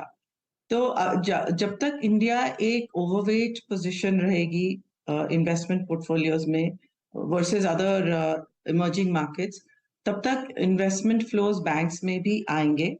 और इसलिए मेरा मानना है कि बैंक्स में अगर करेक्शन होगी भी, पर अगर इंडिया का आउटलुक ओवरऑल पॉजिटिव रहेगा तो बैंक्स में भी कुछ इम्प्रूवमेंट देखने को लगेगा। और अगर हम इंडिया की इकोनॉमी को देखें तो इकोनॉमी बहुत डिपेंडेंट है फाइनेंशियल सेक्टर के ऊपर। हम लोग का कैपेक्स साइकिल, उसके लिए भी फंडिंग बैंक से ही आएगी, और कंज्यूमर लोन्स भी बैंक से ही आएंगे। तो बैंकिंग सेक्टर जो है उनकी वैल्यूएशंस बाकी सेक्टर से कम है और अपने हिस्ट्री के साथ भी अगर हम मेजर करें तो कोई बहुत ज्यादा हाईस पे भी नहीं है। तो अगर हम इंडिया का कैपेक्स साइकिल प्ले करना चाहें और इंडिया की इकोनॉमी को प्ले करना चाहें तो बैंकिंग सेक्टर में इन्वेस्ट करना मेरे हिसाब से लॉन्ग टर्म के लिए अच्छा एक सेक्टर है ये। और अभी तो इंडियन मार्केट काफी फेवर में है ग्लोबली, क्योंकि इंडिया की जो इकोनॉमी है काफी स्वस्थ है, उसकी सब लोग काफी प्रशंसा भी कर रहे हैं और चाइना के जो भी प्रॉब्लम्स हैं उससे इंडिया को फायदा हो रहा है। तो इंडिया में एक longer term both foreign portfolio और स्ट्रेटेजिक इन्वेस्टर्स का ध्यान भी इंडिया की तरफ है। सब ग्लोबल कंपनीज भी अपना बिजनेस इंडिया में बढ़ाना चाह रही है। तो अगर जैसे जैसे इंडिया में लोग एंटर और करेंगे तो मेरे हिसाब से बैंकिंग सेक्टर जो है वहां पर डिमांड स्ट्रांग रहेगी। और अब ऑफ कोर्स बैंक्स को अपने बैलेंस शीट को ठीक से मैनेज करना पड़ेगा और मार्जिन्स को मैनेज करना पड़ेगा, पर अभी मेरे हिसाब से ऐसी कोई चिंता की वो नहीं है गुंजाइश। ओके पुनीता मैम का कन्विक्शन बैंकों पर अभी भी बना हुआ है। मैम बीता एक साल गुजर गया, हमारा आईटी निफ्टी आईटी इसी जोन में बैठा हुआ है, but specially after this quarter I mean Infosys ने जो किया, अपने गाइडेंस को ट्रिम किया, या फिर जिस प्रकार के नंबर्स है, या फिर जिस तरीके से यूएस इकोनॉमी बिहेव कर रही है, ना हमारे इस बार के अपसाइड में निफ्टी आईटी ने पार्टिसिपेट किया। एंड फ्रेंकली स्पीकिंग ये जो लास्ट दिन से डाउन ट्रेंड है मैम, जब एफआईएस की लगभग 13 से 14 हज़ार करोड़ रुपए की सेलिंग आई है, ना इसने डाउन साइड में पार्टिसिपेट किया। मैम आपका आईटी में क्या व्यू बन रहा है? क्या सारा नेगेटिव अब प्राइस में फैक्टर इन है? क्या यहाँ से आईटी चेज करना ज्यादा तर्कसंगत लगता है मैम आपको? जी, आईटी सेक्टर अब एक थोड़ा सा डिफेंसिव सेक्टर बन गया है, जिसमें कि डिविडेंड यील्ड काफी हाई है। अगर आप देखें इन कंपनीज की कैश फ्लोज, तो कैश फ्लो और जो कितना वो डिविडेंड देते हैं, वो एक कैपिटल रिटर्न, जो उनकी कैपिटल रिटर्न पॉलिसीज है वो काफी जेनरस है। तो एक डिफेंसिव सेक्टर इंडिया में बन गया है। इतना ज्यादा स्ट्रॉन्ग ग्रोथ सेक्टर उसको नहीं माना जा रहा है आजकल। और ऑफ कोर्स अभी तो जैसे आईटी सेक्टर के अर्निंग्स काफी हद तक यूएस मार्केट्स और इकोनॉमी पे डिपेंडेंट है। तो यूएस की इकोनॉमी और यूएस का टेक सेक्टर, यूएस के कॉर्पोरेट सेक्टर पे बहुत डिपेंडेंट है। तो इसलिए अभी जो थोड़ा बहुत स्लो डाउन आया है, अगर यूएस इकोनॉमी में ये रेट हाइक्स पॉज हो जाए और वहां पर जो इकोनॉमी है उसकी थोड़ी सी जो सॉफ्ट लैंडिंग हो जाए, रिसेशन नहीं हो, जो कि अभी लोग जनरल कंसेंसस व्यू है कि सॉफ्ट लैंडिंग ही होगी, तब यहाँ पर फिर ग्रोथ धीरे धीरे पिकअप होगी। जहां तक मेरे को एनेक्डोटली सुनने को आता है कि अभी बीच में हायरिंग ले ऑफ्स हो रहे थे वहां यूएस में टेक सेक्टर में, और अब धीरे धीरे वो ले ऑफ्स खत्म हो गए और री हायरिंग थोड़ी स्टार्ट हो गई है, विच मीन्स थोड़े ग्रीन शूट्स दिखने को आ रहे हैं। तो अगर वो यूएस इकोनॉमी और रेट हाइक्स पे ध्यान दे और अगर वो स्टेबल हो जाए तो फिर इंडियन आईटी सेक्टर फिर से उसमें थोड़ी ग्रोथ आ सकती है। सो उसको आपको वॉच करना पड़ेगा। I mean there is no rush to jump in, ऐसा कोई नहीं है कि अभी ही इन्वेस्ट करना है, पर ये आप एक सेक्टर है जहां पर वैल्यूएशंस अब थोड़ी रीजनेबल लगने लगी हैं, तो इसको अंडर वॉच रखिए। ओके, अंडर वॉच रखिए। पुनीता जी, एक स्पेस जहां पर वापस थोड़ी सी वाइब्रेंसी लौटी है वो है new age stocks, Zomato, Paytm, PB fintech, Delhivery, मतलब पूरे का पूरा बास्केट ने काफ़ी आउट परफॉर्म किया पिछले 6 महीने में। आपने यहाँ पर किसी कोई इन्वेस्टमेंट्स की हैं या कोई पॉजिटिव व्यू लिया है आपने? आई थिंक ये स्टॉक्स जो है काफी गिर गए थे आईपीओ के प्राइसेस से, बहुत उनका प्राइसेस गिर गई थी, तो वैल्यूएशन थोड़ी सी रीजनेबल लग रही थी। पर ये जो मूव करी है, ये मेरे हिसाब से अगेन ग्लोबल एक ट्रेंड है कि सारी न्यू एज कंपनीज यूएस में, नैस्डैक में सभी मूव करी है। तो ये सिर्फ एक इंडियन न्यू एज कंपनीज का अलग एक फिनोमेना नहीं है, ये ग्लोबल फिनोमेना है, क्योंकि मार्केट्स नैस्डैक भी बहुत रैली किया है इस साल। तो साथ साथ में ये जो कंपनीज हैं और इनके काउंटर पार्ट्स जो है बाकी इकोनॉमीज में, सारे के सारे जो है रैली करे हैं। अगर ये वेदर इट विल सस्टेन और नॉट, वो थोड़ा अभी देखना पड़ेगा, बिकॉज अगेन इन कंपनीज के इंडिविजुअल ग्रोथ प्रॉस्पेक्ट्स को देखना पड़ेगा, क्या इनके कुछ प्रॉफिट विजिबिलिटी आ रही है कि नहीं। और जैसे आपने आज भी देखा कि अगर किसी भी कंपनी का रिजल्ट जरा सा भी नेगेटिव और अर्निंग जरा सी भी डिसअपॉइंट करे तो स्टॉक बहुत जल्दी 8-10% इमीडिएटली गिर जाता है। तो इन कंपनीज में भी वो एक रिस्क रहेगा, तो इसलिए इनको हमेशा मेरे हिसाब से थोड़ा कॉशियसली ही लेना पड़ेगा। थोड़ा इन्वेस्टमेंट बुल मार्केट में ये अच्छा करते हैं, क्योंकि बुल मार्केट में ज्यादातर small caps new age companies हमेशा अच्छा करती हैं। तो अभी हम लोग का एक तरह का बुल मार्केट चल रहा था, तो इसलिए इनमें काफी रिटर्न देखने को मिला आपको। ओके पुनीता जी, बहुत बहुत शुक्रिया आज हमारे साथ बात करने के लिए। Thank you so much. Thank you. चलिए अब market at days high, Nifty 19,460 पर, मिड कैप इंडेक्स भी ऑलमोस्ट ग्रीन में आने को तैयार। अब कुछ और स्टॉक्स की बात हो जाए। एक बार पॉली कैप वापस लेकर आइए। पॉली कैप का चार्ट देख लेते हैं एक बार। मानस, लग रहा है पॉली कैप की करेक्शन खत्म हुई और फिर एक फ्रेश मूव शुरू हो रहा है यहाँ पर। बिल्कुल, देखिए जो करेक्शन था वो आई थिंक कंसोलिडेशन उसे ज्यादा बोलेंगे, क्योंकि साइडवेज मूव देखने को मिला। और कल जब लास्ट सेशन में जब हमने बिल्कुल से गिरावट देखी तो 20 डे मूविंग एवरेज पे वो गिरावट थमी थी, फिर वहां से वी शेप रिकवरी देखने को मिली। आज के पैटर्न को देख के लग रहा है कि करेक्शन कंप्लीट हो गया और स्टॉक तैयार है वापस अपने पिछले हाईज जो कि 4885 था उसको टेस्ट करने के लिए। तो करंट लेवल से भी करीब 125 पॉइंट की तेजी आपको देखने को मिल सकती है। करंट लेवल्स पे खरीदारी करने की राय रहेगी। 4690 का आपको स्टॉप लॉस लगाना है और 4885 के टारगेट सेट करते हैं। ओके चलिए, पॉली कैप की बात हो गई। अब एक काम करते हैं, थोड़ा जल्दी ले लेते हैं BTST STBT कॉल्स, क्योंकि मार्केट में थोड़ी रिकवरी है इस समय, तो शायद अच्छा टाइम है कुछ ट्रेड्स लेने का। शिल्पा जी, आपकी ट्रेड क्या होगी BTST STBT? जानू जी, BTST ही रहेगा। मुझे बजाज ऑटो अच्छा लग रहा है यहाँ पे। अच्छा मूवमेंट आ गया है यहाँ पे। 4600 का अगर स्टॉप लॉस मेंटेन करेंगे तो मुझे लगता है 4670 4680 आपको BTST के हिसाब से मिल जाएगा। ओके बजाज ऑटो पे 4636 पे था। इस पे टू व्हीलर स्पेस पे बात करेंगे कुछ देर में, लेकिन अभी फॉर द टाइमिंग ये ट्रेड पिक कर लिया गया है 4636 पर। मानस, आपका ट्रेड क्या होगा? देखिए मेरा ट्रेड LNT होगा। LNT पे खरीदारी करने की राय रहेगी। तो LNT के फ्यूचर में जो कि 2660 चल रहा है, वहां पर आप करंट लेवल्स पे खरीदारी करिए। 2639 का आपको स्टॉप लॉस लगाना है और 2700 रुपए के टारगेट सेट करने हैं LNT के फ्यूचर्स में।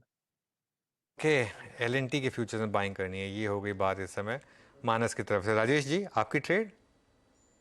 अनुज जी, महिंद्रा एंड महिंद्रा पे बाय करने की सलाह रहेगी। स्टॉक में जिस तरीके से लोअर साइड से एक रिकवरी बनते हुए दिखी है, यहाँ पे हमें लगता है ये मोमेंटम में एक्सटेंड होते हुए दिखना चाहिए कल के सेशन में भी। 1580 1590 तक की अपसाइड के टारगेट एक्सपेक्ट कर रहे हैं। करंट लेवल से स्टॉप लॉस रखेंगे 1535 के आसपास। तो M&M फ्यूचर बाय करने की सलाह है। ओके, M&M फ्यूचर्स बाय करने की सलाह है। चलिए अब एक काम करते हैं, दो तीन चीज़ें डिस्कस करते हैं यतिन के साथ। यतिन उस कॉन कॉल में थे जिसमें वो डिवीज़ ने वो गाइडेंस रेज किए, तो पहले तो उस पर बात करते हैं, उसके बाद डीलिंग रूम से क्या फीडबैक मिला है उसकी बात करेंगे। Yatin, good afternoon. तो क्या बोला डिवीज़ ने? Good afternoon. और मुरली देवी साहब थे कॉन्फ्रेंस कॉल में जहां मैंने पार्टिसिपेट किया था और काफ़ी अच्छी कमेंट्री वो दे रहे हैं। दो तीन चीज़ें जो व्यूअर्स को बताना चाहूँगा जो रेलेवेंट है। सबसे पहले जो प्राइसिंग प्रेशर्स हैं और जो रॉ मटेरियल्स में सुस्ती देख रहे हैं, उनके कारण जो ग्रॉस मार्जिन्स है वो इम्प्रूव हो सकते हैं, ऐसा दिवीज़ का कहना है। अगर आप इस क्वार्टर की परफॉर्मेंस देखें या पिछले 2-3 क्वार्टर्स की परफॉर्मेंस देखें तो ये जेनेरिक API मेकर्स के मार्जिन्स पे काफ़ी प्रेशर रहा है। और दिवीज़ ने इस कॉन्फ्रेंस कॉल में बहुत दिनों बाद मुझे लगता है ये एडमिट किया है कि यहाँ से अब मार्जिन ट्रेजेक्ट्री ऊपर की तरफ रहेगी, क्योंकि सबसे पहले रॉ मटेरियल कॉस्ट दोनों ही चाइना और लोकल मार्केट्स में गिर रहे हैं, और दूसरा जो फ्रेट लॉजिस्टिक्स कॉस्ट है, चाहे वो शिपिंग कंटेनर कॉस्ट हो चाहे वो एयर फ्रेट हो, दोनों ही जगह पे अवेलेबिलिटी भी अच्छी हुई है और जो प्राइसिंग है वो भी गिरती हुई नजर पड़ी है। तो लॉजिस्टिक्स कॉस्ट की बात हो या रॉ मटेरियल कॉस्ट की बात हो, दिवीज़ को लगता है इनके डिक्लाइन की वजह से मार्जिन्स यहाँ से ऊपर दिखेंगे। कस्टम सिंथेसिस बिजनेस में भी उनको लगता है कि मार्जिन्स यहाँ से इंप्रूव होने चाहिए, यहाँ स्टेबल तरीके से मेंटेन करते हुए दिखाई पड़ेंगे। जहाँ तक कि ब्लॉकबस्टर ड्रग्स का और क्लाइंट कॉन्ट्रैक्ट्स की बात हुई, दिवीज़ ने कहा कि क्वार्टर ऑन क्वार्टर इस चीज़ को मत देखिए, कोई भी ऐसा एक क्वार्टर रैंडमली आ जाएगा जहां ब्लॉकबस्टर ड्रग की शिपमेंट शुरू हो जाएंगी और रिजल्ट्स में इंप्रूवमेंट दिखेगा, तो ये कहना मुश्किल है शॉर्ट टर्म में क्या होगा, लेकिन लॉन्ग टर्म में कंपनी ने कॉन्फिडेंस बताया है कि जनरल बिजनेस आउटलुक ठीक ठाक दिखाई पड़ रहा है और काकीनाडा एक्सपेंशन भी ठीक चल रहा है। और एक इंपॉर्टेंट बात जो कंपनी ने कही है वो हाई कॉस्ट इन्वेंट्री के ऊपर, क्योंकि ये company high cost inventory carry कर रही थी, रिजल्ट्स पे आपको प्रेशर दिख रहा था और मैनेजमेंट ने कहा है ये हाई कॉस्ट इन्वेंट्री मोर और लेस पिछले 2-4 क्वार्टर्स में लगभग कम हो चुकी है और आगे जाके जो नई कॉस्ट की इन्वेंट्री है वो दिखने को मिलेगी, जिसके कारण फिर से एक बार आपको मार्जिन में सुधार आता हुआ दिखेगा। तो ओवरऑल ऑपरेशनली मैनेजमेंट का कंफर्ट है कि ओवरऑल बिजनेस भी ठीक है और मार्जिन भी ठीक रहने चाहिए। ओके, चलिए, तो ये बात हो गई डीवीज लैब्स की। अच्छा, अब डीलिंग रूम चेक, यतिन कौन से दो स्टॉक? तो एक तो जो हमारी पेरेंट कंपनी है रिलायंस इंडस्ट्रीज, इस पे विद डिस्क्लेमर डीलर्स काफ़ी बुलिश दिखाई पड़ रहे हैं। इनफैक्ट अगर आप आज पूरा दिन देखें तो फर्स्ट हाफ में एक्यूमुलेशन हुआ, सेकेंड हाफ में स्टॉक में अच्छा खासा मोमेंटम हुआ, जिससे शायद बाजार को भी फायदा हुआ है। डीलिंग रूम्स की अगर आप माने तो उनको लगता है कि रिलायंस इंडस्ट्रीज़ में काफ़ी HNIs और फंड्स की खरीदारी चल रही है, इसके लिए यहाँ BTST की स्ट्रेटजी इस्तेमाल करें, शायद 30 से 40 रुपये का अपसाइड आपको इस पर्टिकुलर स्टॉक में देखने को मिल सकता है। ऑब्वियसली जैसे कि मैंने पहले कहा, इस रिलायंस इंडस्ट्रीज़ के पास CNBC आवास का प्रभुत्व और प्रबंधन है, तो स्टैंडर्ड डिस्क्लेमर है। और REC, अगर आपको याद है तो REC PFC दोनों ही MSCI की लिस्ट में इंक्लूजन में हुए थे और यहाँ FI की बाइंग लगातार जारी है, ऐसा डीलर्स का मानना है और डीलर्स को लगता है पोजिशनली शायद 230 से लेके 235 तक के टारगेट बहुत जल्द इस स्टॉक पे आने चाहिए। तो REC और रिलायंस दोनों ही स्टॉक्स पे आज डीलर्स बुलिश दिखाई पड़ रहे हैं। बहुत बहुत शुक्रिया आप यतिन। तो ये कुछ स्टॉक्स रेडार पर, डीवीज लैब्स अब डे हाई पर और निचले लेवल से करीब 4% की रिकवरी। बैंक निफ्टी में बहुत शानदार रिकवरी, इनफैक्ट एक समय के लिए तो ग्रीन में भी आ गए थे हम बैंक निफ्टी पर। उसके अलावा Larsen and Toubro, Tata consumer, Balrampur चीनी, ये सभी स्टॉक्स इस समय करीब करीब डे हाई पर। एशियन पेंट्स, हिंदुस्तान यूनिलीवर, तो मामला जो है वीरो ठीक ठाक ही हो गया एक्चुअली। जी हाँ, रिकवरी तो अच्छी है और अनुज मेरे ख्याल से इसमें एक बहुत निर्णायक भूमिका कल की छुट्टी ने निभाई है और आज क्रिटिकल लोअर एवरेजेस भी थे जिसने रिस्पेक्ट दिया। मैं अनुज SBI को देख रहा था, SBI क्या कर रहा है। जब जैसे ही निफ्टी बैंक की रिकवरी हो रही थी मैं बड़ा आशान्वित होकर SBI की तरफ गया और पिछले 2-3 दिन में जब वो नहीं पार्टिसिपेट कर रहा था, लो तोड़ रहा था अनुज, वो रिजल्ट्स के और उसके सेकेंड डे का, आज SBI को देख के आपको थोड़ा सा अचंभा हो रहा है Anuj. Below 200 day exponential moving average, decisively कोई पार्टिसिपेट नहीं किया इसने आज की रिकवरी में। बिल्कुल, और अब इस महीने 10% गिर चुका है SBI Veeru, without a doubt. I think SBI में क्लियरली दो चीज़ें थी। एक तो SBI में ऑब्वियसली वो नेट इंटरेस्ट मार्जिन काफ़ी गिरा था, मतलब जितना हमने एक्सपेक्ट किया था उससे ज़्यादा गिरा था। लेकिन SBI में गिरने की 2 और वजह थी। एक तो SBI की क्रेडिट ग्रोथ काफ़ी एनीमिक थी, मतलब काफ़ी ख़राब थी क्रेडिट ग्रोथ, जो मुझे लग रहा है मार्केट को थोड़ा जिसने निराश किया था। And on top of that asset quality भी ख़राब थी। तो मेरे ख्याल से 3-4 फैक्टर्स थे जिसकी वजह से SBI ये गिरा। लेकिन जरा जो मैंने उस दिन भी एक व्यू लिया था, आपको याद होगा, मैं अभी भी उस व्यू पे इंटैक्ट हूँ। मुझे 540 से 550 के नीचे की डिक्लाइन दिखती नहीं है SBI में। अगर आ जाए, मार्केट में देखिए कुछ भी हो सकता है, आ जाए अलग बात है, लेकिन 540 से 550 के बीच में मुझे लग रहा है काफ़ी लोग आएंगे यहाँ बाय करने के लिए, क्योंकि वो 1.1 टाइम प्राइस टू बुक पर अगर SBI अवेलेबल होगा, और पिछली बार भी ऑलमोस्ट यहीं बॉटम हुआ था SBI का, तो एक डबल बॉटम के चांसेस हैं 540 टू 550 पर। 540 पर नहीं ब्रेक अगर वो रिकवरी आई तो फिर देखेंगे बाद में। लेकिन वीरू, मैं एक और चीज़ ऐड करना चाह रहा हूँ, ये आज की रिकवरी को बिल्कुल ये ना समझें कि मार्केट का ट्रेंड बदल गया है।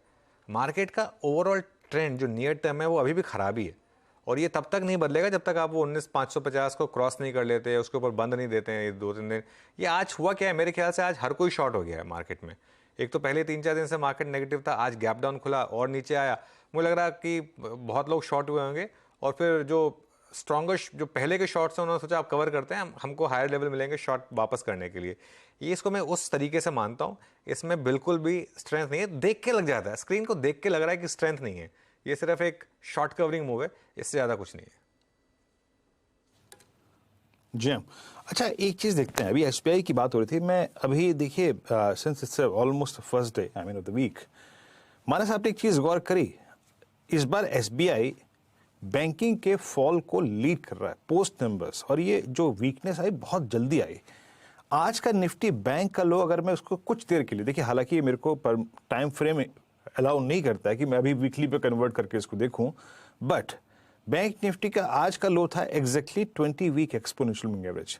वहीं एसबीआई का आज का लो है 50 वीक एक्सपोनेंशियल मूविंग एवरेज, जो कि इसका जून 3rd वीक और जून लास्ट वीक का लो भी था। आपको लग रहा है मानस आज का एसबीआई का लो एक बहुत ही मेक और ब्रेक लो है, comparing that June last week and second last week? और ये अगर वॉलेट हो जाए तो क्या पिक्चर ड्रॉ करेंगे आप, और नहीं वॉलेट हो तो कहां तक का मूव पॉसिबल है? वीकली चार्ट्स पे दोनों ही इंडेक्सेस में कुछ था आज, एक स्टॉक में और एक इंडेक्स में कुछ था आज।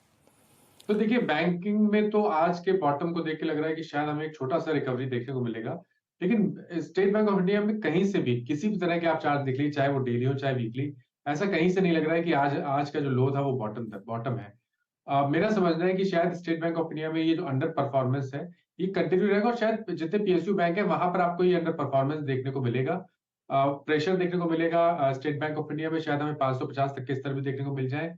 लेकिन अगर बैंकिंग में बैंक निफ्टी में जो रिकवरी आएगी वो आई थिंक प्राइवेट बैंकिंग की तरफ से ज्यादा आएगी। आईसीआईसीआई बैंक देख लीजिए, एचडीएफसी बैंक देख लीजिए, उस स्पेस से आपको रिकवरी देखने को मिलेगी, लेकिन शायद जो पीएसयू बैंकिंग है वो अंडर परफॉर्म करते रहेंगे।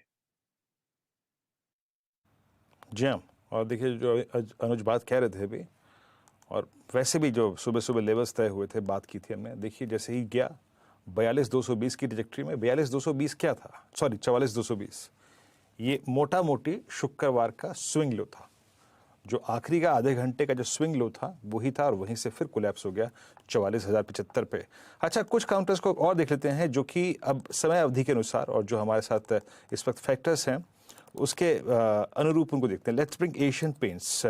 एशियन पेंट्स क्या कर रहा है, 3205 पे इसका क्लोज आ रहा है आज, और इसने आज लो लगाया 200 डे एक्सपोनेंशियल मूविंग एवरेज। क्या मुझे बात करनी चाहिए? मेरे ख्याल से इसको अवॉइड ही करूंगा, क्योंकि मेरे पास अभी क्रूड का कंफर्ट नहीं है। लेकिन एक कंफर्ट मेरे को बात करने में जिस स्टॉक पे आ रहा है, लेट्स ब्रिंग इन्फोसिस 1393 पे। अभी पुनीता जी से मेरा प्रश्न था, सुबह अनुज से प्रश्न था आईटी को लेकर।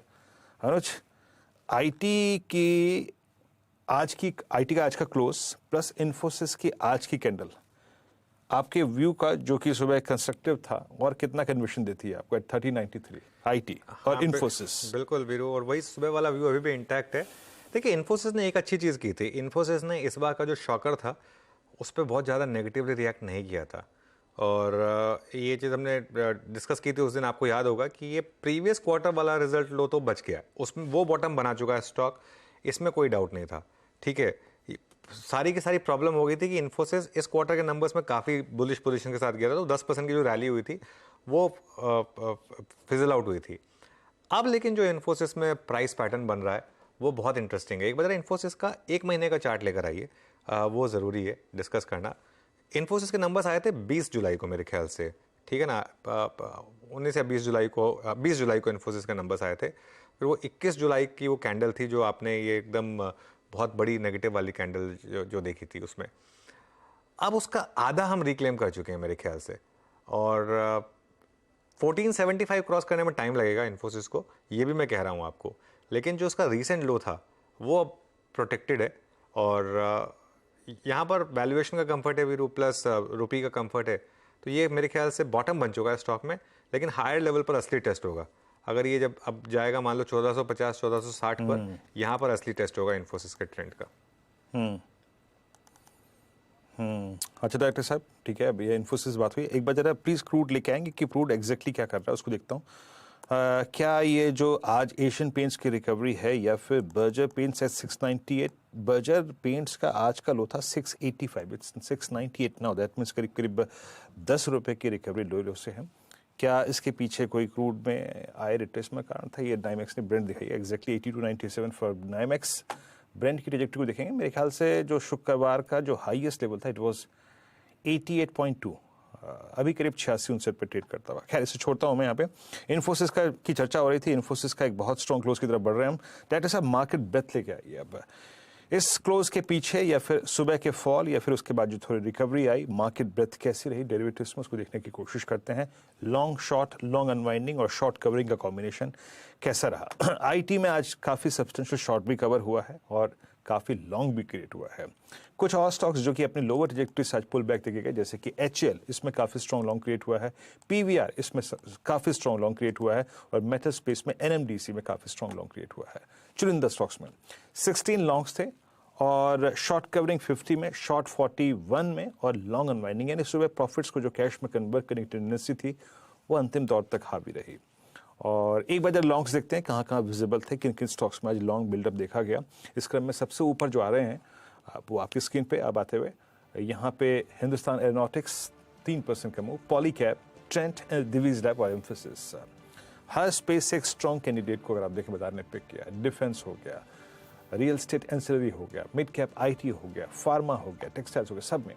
बाकी PVR में आज शॉर्ट कवरिंग थी, ह्यूज शॉर्ट कवरिंग, NMDC में, कैनफिन होम्स में, गोदरेज प्रॉपर्टीज में और क्रॉम्पटन में आज लगभग 1.5% का मूव था, just because of short covering. अगली स्लाइड में आइए, आपकी स्क्रीन पे जो आएंगे वो है short buildup, City Union Bank, Muthoot finance, post numbers, SAIL, metals में, नाल्को में। आज सिर्फ अगर आप एक NMDC को छोड़ दे तो एंटायर मेटल स्पेस आज शॉर्टिंग और लॉन्ग अनवाइंडिंग विटनेस करके गया। डालमिया भारत, JSPL आपकी स्क्रीन पे, huge long unwinding, last to last week इसने अपना ऑल टाइम हाई क्रिएट किया था। बाकी Chambal fertilisers, Indiabulls housing finance, ABB post numbers collapse हुआ। एक बार ABB के टेक्निकल पर्सपेक्टिव से चर्चा करेंगे और क्लोज आ रहा है करीब करीब 4353 की ट्रैजेक्टरी में। विकास, आप कैसे रीड कर रहे हैं ABB को? ये एग्जैक्टली जुलाई, अच्छा राजेश पालवी जी से डिस्कस करते हैं इस चीज़ को।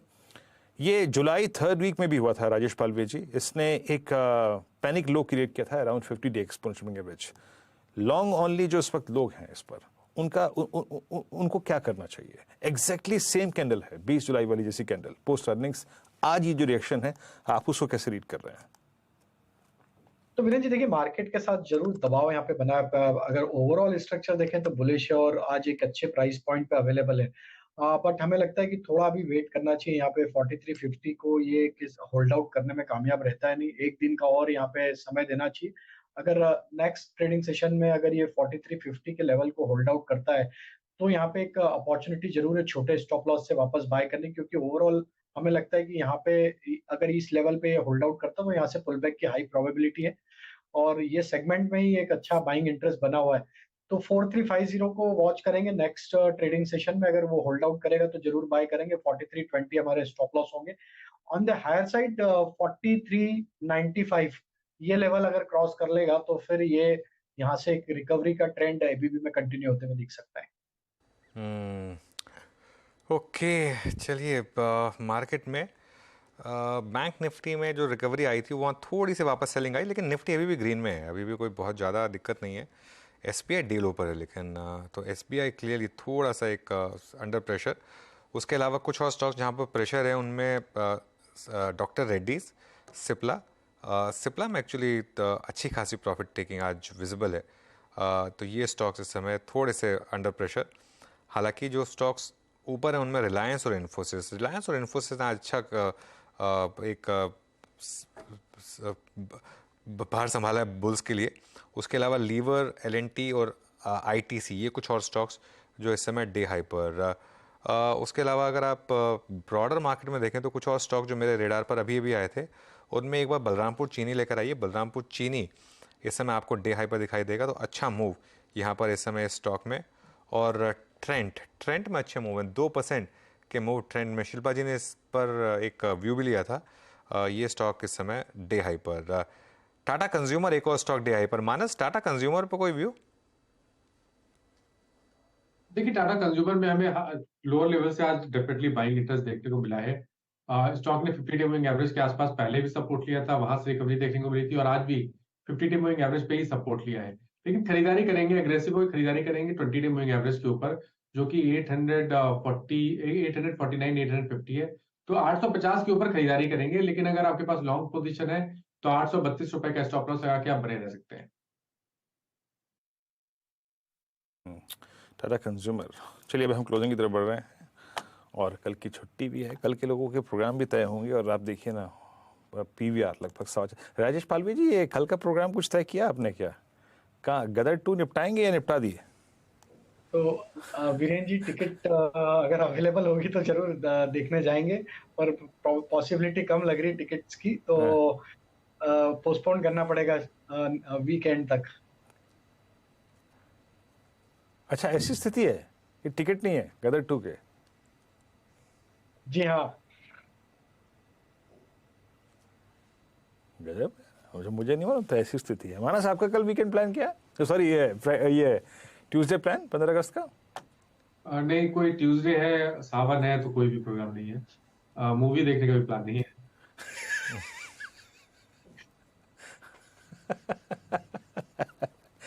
मानस ने अनुज स्पेशली कहा सावन है, कोई प्लान नहीं है। कोई बात नहीं मानस जी, कुल मिला के अब ले दे के 16 दिन और रह गए हैं, ऐसी कोई दिक्कत की बात नहीं। शिल्पा जी, आपका प्रोग्राम क्या है कल का 15 अगस्त का? जी सर, मैं भी राजेश जी से अग्री करूंगी, कुछ टिकट्स अवेलेबल नहीं है मूवी के लिए। वी आर सर्चिंग, लेकिन कहीं पे भी अच्छे टाइमिंग में स्क्रीनिंग अवेलेबल ही नहीं है। It's a nice thing of course, जैसा आपने बोला, this industry should grow, but sadly मिल नहीं रहा है कुछ भी। अनुज, कल का प्रोग्राम क्या है? हालांकि आपका वीकेंड भी काफ़ी मशरूफ रहा, यार दोस्तों से मिलना, दिल्ली की टीम से मिलना, एक इवेंट भी था। ये मंगलवार के लिए कुछ तय किया है क्या अभी प्रोग्राम? वीरू, मैं पता क्या सोच रहा हूँ, just for the old time sake, ठीक है, जो मुंबई में रहते हैं उनको पता है ये बात। मुंबई में एक थिएटर है G7, ठीक है, वो मतलब बेसिकली 7 सिनेमा हॉल्स हैं उसमें, वो सिंगल स्क्रीन थिएटर्स हैं सारे के सारे। उसमें अभी तक वो बैल्कनी और अपर स्टाल वाला कॉन्सेप्ट जो होता है वो चलता है, और उसमें वही अभी भी वही पेपर टिकट मिलती है, वही ठप्पा लगा के। और वो एक्चुअली गदर 2 वो उसी टाइप वाली पिक्चर है जो मतलब एक उसको वहाँ देखने का एक अलग मजा आएगा। तो मैं कल सोच रहा था एक थोड़ा सा एक रिस्क लेता हूँ और वहाँ जाकर एक बार पिक्चर देख कर आता हूँ। थोड़ा सा रिस्की है मामला वहाँ पर जाके पिक्चर देखना वैसे, क्योंकि वो एकदम बहुत ज़्यादा क्राउडेड भी हो जाता है कई बार, लेकिन वो मेरा मन कर रहा है एक बार, जस्ट फॉर ओल्ड टाइम सेक। आपका क्या प्लान है वीरू? मैंने लास्ट टाइम अगर ऐसी कोई पिक्चर देखी, मैं सोच रहा हूँ कि आज शाम को एक कॉफ़ी पे और उसके बाद कल मूवी। दिल्ली में टिकट की कोई दिक्कत नहीं है, मेरे घर के पास ही PVR लॉजिक्स है। लास्ट टाइम मैंने मूवी वहीं देखी थी, रॉकी रानी वहीं देखी थी। मैं भी कल मूवी का प्लान बना रहा हूँ, गदर 2 निपटाने की। लेकिन ये अभी भी मुंबई में अनुज बालकनी मिलती है? कितने का टिकट होगा बालकनी का इसका? मेरे ख्याल से मैंने लास्ट मूवी देखी थी 2004 में बालकनी में। 150 मिलती है टिकट? 150 रुपए की बालकनी की? ये इस वाले थिएटर में, इस थिएटर में, सिर्फ इस थिएटर में। हाँ, मानस हाथ खड़ा कर रहे हैं। हाँ मानस, बिल्कुल अनुज जी, आप शायद गेटी गैलेक्सी की बात कर रहे हैं। गेटी गैलेक्सी, बिल्कुल गेटी गैलेक्सी। तो, मेरा कॉलेज वेस्ट में था, बैंड्रा वेस्ट में, और हॉस्टल ईस्ट में था। तो गेटी गैलेक्सी में बहुत ब्लैक में टिकट लेके भी बहुत मूवीज देखी है कॉलेज के टाइम पे। और बहुत मुश्किल होता था, बहुत भीड़ होती थी उस टाइम पे, बड़ा मुश्किल होता था ब्लैक में टिकट मिलना भी। तो आज का तो पता नहीं, लेकिन वो टाइम बिल्कुल अलग था। बिल्कुल वीरू, जैसे ये सिर्फ एक जैसे कह रहा हूँ ना, एक हिस्टोरिकल पर्सपेक्टिव से, अगर आपने कभी, मैंने यहाँ पे एक लास्ट पिक्चर देखी थी गेटी गैलेक्सी में। लास्ट पिक्चर मैंने पता कौन सी देखी थी? वो एक पिक्चर आई थी ना, कभी अलविदा ना कहना, बहुत पहले की बात है, अब तो उसको आई थिंक ज़माना हो गया। वो देखी थी लास्ट। उसके बाद शायद मैं सोच रहा हूँ कल जाऊँ। वैसे मैं देख रहा हूँ ऑनलाइन तो अवेलेबल नहीं है, तो वहीं जाकर शायद मशक्क़त करनी पड़ेगी, अगर मिल जाए तो शायद। मैंने लास्ट मूवी देखी थी बालकनी में, धूले में, अनुज 2004 या 5 में, महाराष्ट्र में ही धूले में देखी थी। शमिता शेट्टी की मूवी थी। उस वक्त मैं बालकनी में बैठा था, तो ऊपर से ना वो, क्योंकि वहाँ कोई और हॉल था नहीं, तो ऊपर से पानी हल्का सा टपक रहा था। तो मेरी भी आपने बालकनी की यादें जो हैं वो ताज़ा करा दी। धूले में देखी थी लास्ट मूवी मैंने। इसमें गेटी गैलेक्सी, ग्लैमर, जेमिनी, ये मेरे ख्याल से 7 अलग अलग नाम है इनके। इसके लिए इसको G7 बोलते हैं वैसे, लेकिन जैसे मानस ने कहा गेटी गैलेक्सी मेनली जाना जाता है। गेटी गैलेक्सी मैं देख रहा हूँ गूगल पे, वही इमेज डाल के देख रहा था। खैर चलिए अब एक काम करते हैं। तो PVR जो बड़ा है जनाब, 4.25%, 4.5%, उसके पीछे कारण है, ठोस कारण है, टिकट नहीं मिल रहे हैं। लेट्स सी आज शाम को दिल्ली में, नोएडा में क्या हाल होता है। लेकिन हम एक अच्छे क्लोज की तरफ बढ़ते हुए, पॉसिबिलिटी बन रही थी, बट आखिरी में जाते जाते फिर वो कोलैप्स, और निफ्टी करीब 19,421 पे, जैसे कि कुछ देर पहले बात हो रही थी कि इसको एक बहुत निर्णायक पुलबैक मानने की कोशिश ना करें और जस्ट इस शॉर्ट कवरिंग थोड़ी बहुत, और बैंक निफ्टी को देखिए फिर लौट के 44,033 पर आके ट्रेड करता हुआ। और जो चीज़ एक अच्छे क्लोज की तरफ बढ़ रही है, जिसे आप कह सकते हैं कि एक decisive close against all I think negatives, that's only Nifty IT आपकी स्क्रीन पे 31,033 पे। और याद रखिएगा इन्फोसिस एट डे हाई, उसके बाद अगर आप मिड कैप आईटी में देखें Mphasis at day high, LTI Mindtree में काफ़ी अच्छा खासा स्विंग रहा और आईटी वाकई एक बहुत स्ट्रॉन्ग क्लोज की तरफ बढ़ता हुआ। उसके बाद कुछ और अच्छे स्पेस या फिर स्टॉक्स जो कि आज मूव दे रहे हैं, उसमें पीवीआर था। उसके बाद एनएमडीसी में, एनएमडीसी 119.30 पर, याद रखिएगा आज फरवरी 2023 के बाद सबसे हाईएस्ट क्लस्टर में। आपकी राय क्या कहती है राजेश पालवी जी, इनफैक्ट शिल्पा जी, एनएमडीसी को कवर करना चाहिए या फिर एक बार के लिए कैरी करें इसे, रिस्क लें वेडनेसडे तक के लिए? वीरेंद्र जी, मुझे लगता है यहाँ पे बने रहना चाहिए। काफी टाइम के बाद स्ट्रेंथ पे आया है और जैसे कि दूसरे सेक्टर्स में हम लोग गिरावट देख रहे हैं, तो कोई ना कोई दूसरा सेक्टर जो पहले पीटा हुआ है वो थोड़ा भी सस्टेन करेगा। यहाँ पे 120 121 आपको इमीडिएट बेसिस में डेफिनेटली देखते हुए मिलेगा और ये सस्टेन करता है तो 128 के लेवल्स भी आ सकते हैं। तो मेरे हिसाब से यहाँ पे बने रहना चाहिए। अच्छा, एक हो गया एनएमडीसी जो एक स्ट्रॉन्ग क्लोज की तरफ बढ़ रहा है, और एक सवाल और मैं लेना चाहूंगा राजेश पाली जी से। राजेश जी, इतना स्ट्रॉन्ग कन्विक्शन है आपको कि आप कहें कि हाँ ट्रेंड को कैरी कर लो 29-31 पे, अभी ये और मूव देगा 19-31 पे? बिल्कुल वीरेंद्र जी, कन्विक्शन तो है और स्टॉक में आज भी आउट परफॉर्मेंस था। इस डाउन टिक वाले मार्केट में भी ये स्टॉक एक अलग ही मोमेंटम यहाँ पे दिखा रहा है। काफी स्ट्रॉन्ग ब्रेकआउट हुआ है तो कैरी करना चाहिए इस स्टॉक को। स्टॉप लॉस 1900 के आसपास ही रखें, छोटा ही स्टॉप लॉस होगा और अपसाइड में हमें लगता है ये फर्दर एक्सटेंड होगा, 2000 की तरफ बढ़ते हुए दिखना चाहिए। अच्छा राजेश जी, एक और चीज, दिवीज लैब में जरा सिर्फ 10 सेकंड में बोलिएगा, जो आज कैंडल रिवर्सल दिखा है फ्रॉम 50 डे एक्सपोनेंशियल एवरेज, वो क्या स्ट्रॉन्ग है? इस पर आपका व्यू बहुत संक्षेप में। यस वीरेंद्र जी, कैरी करना चाहिए इसको भी बीटीएसटी पॉइंट ऑफ व्यू से। 3720 स्टॉप लॉस और हमें लगता है कि ये मोमेंटम एक्सटेंड होना चाहिए। काफी अच्छा स्ट्रॉन्ग रिवर्सल है, 3820 तक की अपसाइड की जगह यहाँ पे हमें लगता है आते हुए दिखेगी। ओके, चलिए अभी काम करते हैं, इस क्लोज को देखने के चलते हैं सीधे वॉल पे। अनुज, ओवर टू यू। फिर थैंक यू। तो देखिए, कहने को हम फ्लैट बंद हो रहे हैं, लेकिन ये टेक्निकली क्लोज काफ़ी अच्छी है क्योंकि 200 पॉइंट के करीब रिकवरी इंट्राडे में, ऑलमोस्ट 170 पॉइंट की रिकवरी के साथ हम बंद हो रहे हैं निफ्टी पर।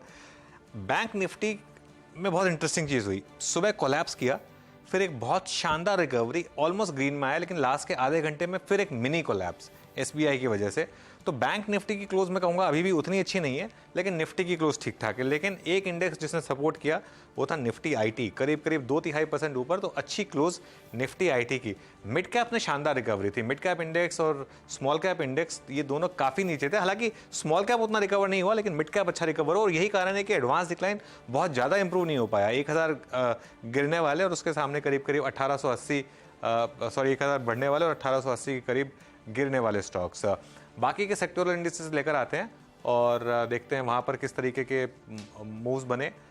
निफ्टी ऑटो करीब करीब 0.5% नीचे आपको दिखाई देगा। उसके अलावा एफएमसीजी में भी करीब 1/3% की तेज़ी थी। एफएमसीजी यहाँ पर शेयरों में अच्छी खासी मजबूती। मेटल्स में बहुत ज़्यादा वीकनेस, ये डॉलर का इम्पैक्ट है पूरा का पूरा, और मेटल्स गिर रहे हैं ग्लोबली, तो मेटल्स पर एक इम्पैक्ट।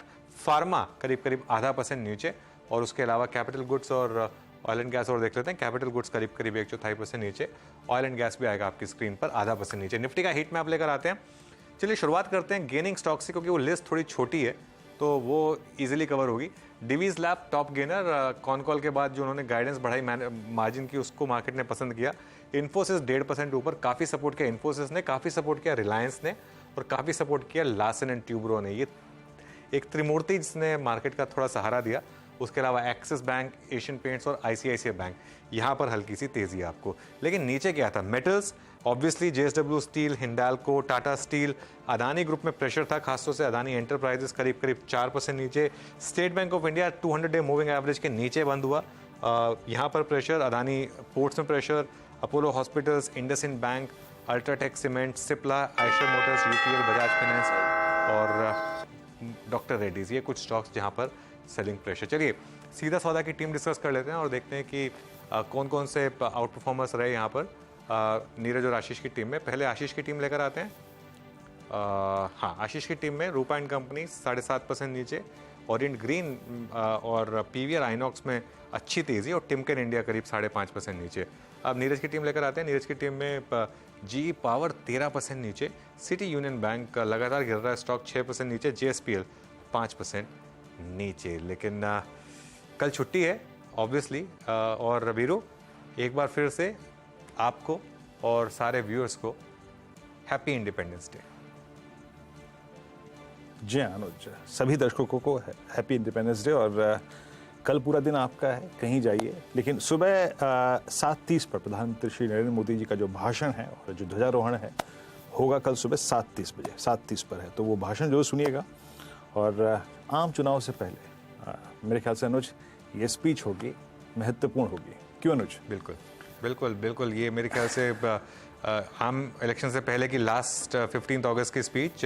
ऑब्वियसली उसके बाद एक अगले साल एक और मौका मिलेगा 26 जनवरी पर, लेकिन बिल्कुल महत्वपूर्ण होगी। हाँ, स्पीच बिल्कुल। चलिए, आपसे फिर अगली मुलाकात होगी बुधवार को सुबह 6:57 पे सुबह मॉर्निंग कॉल में। अनुज, मेरी, हर्षदा, आशीष और नीरज जी की। तब तक के लिए नमस्कार।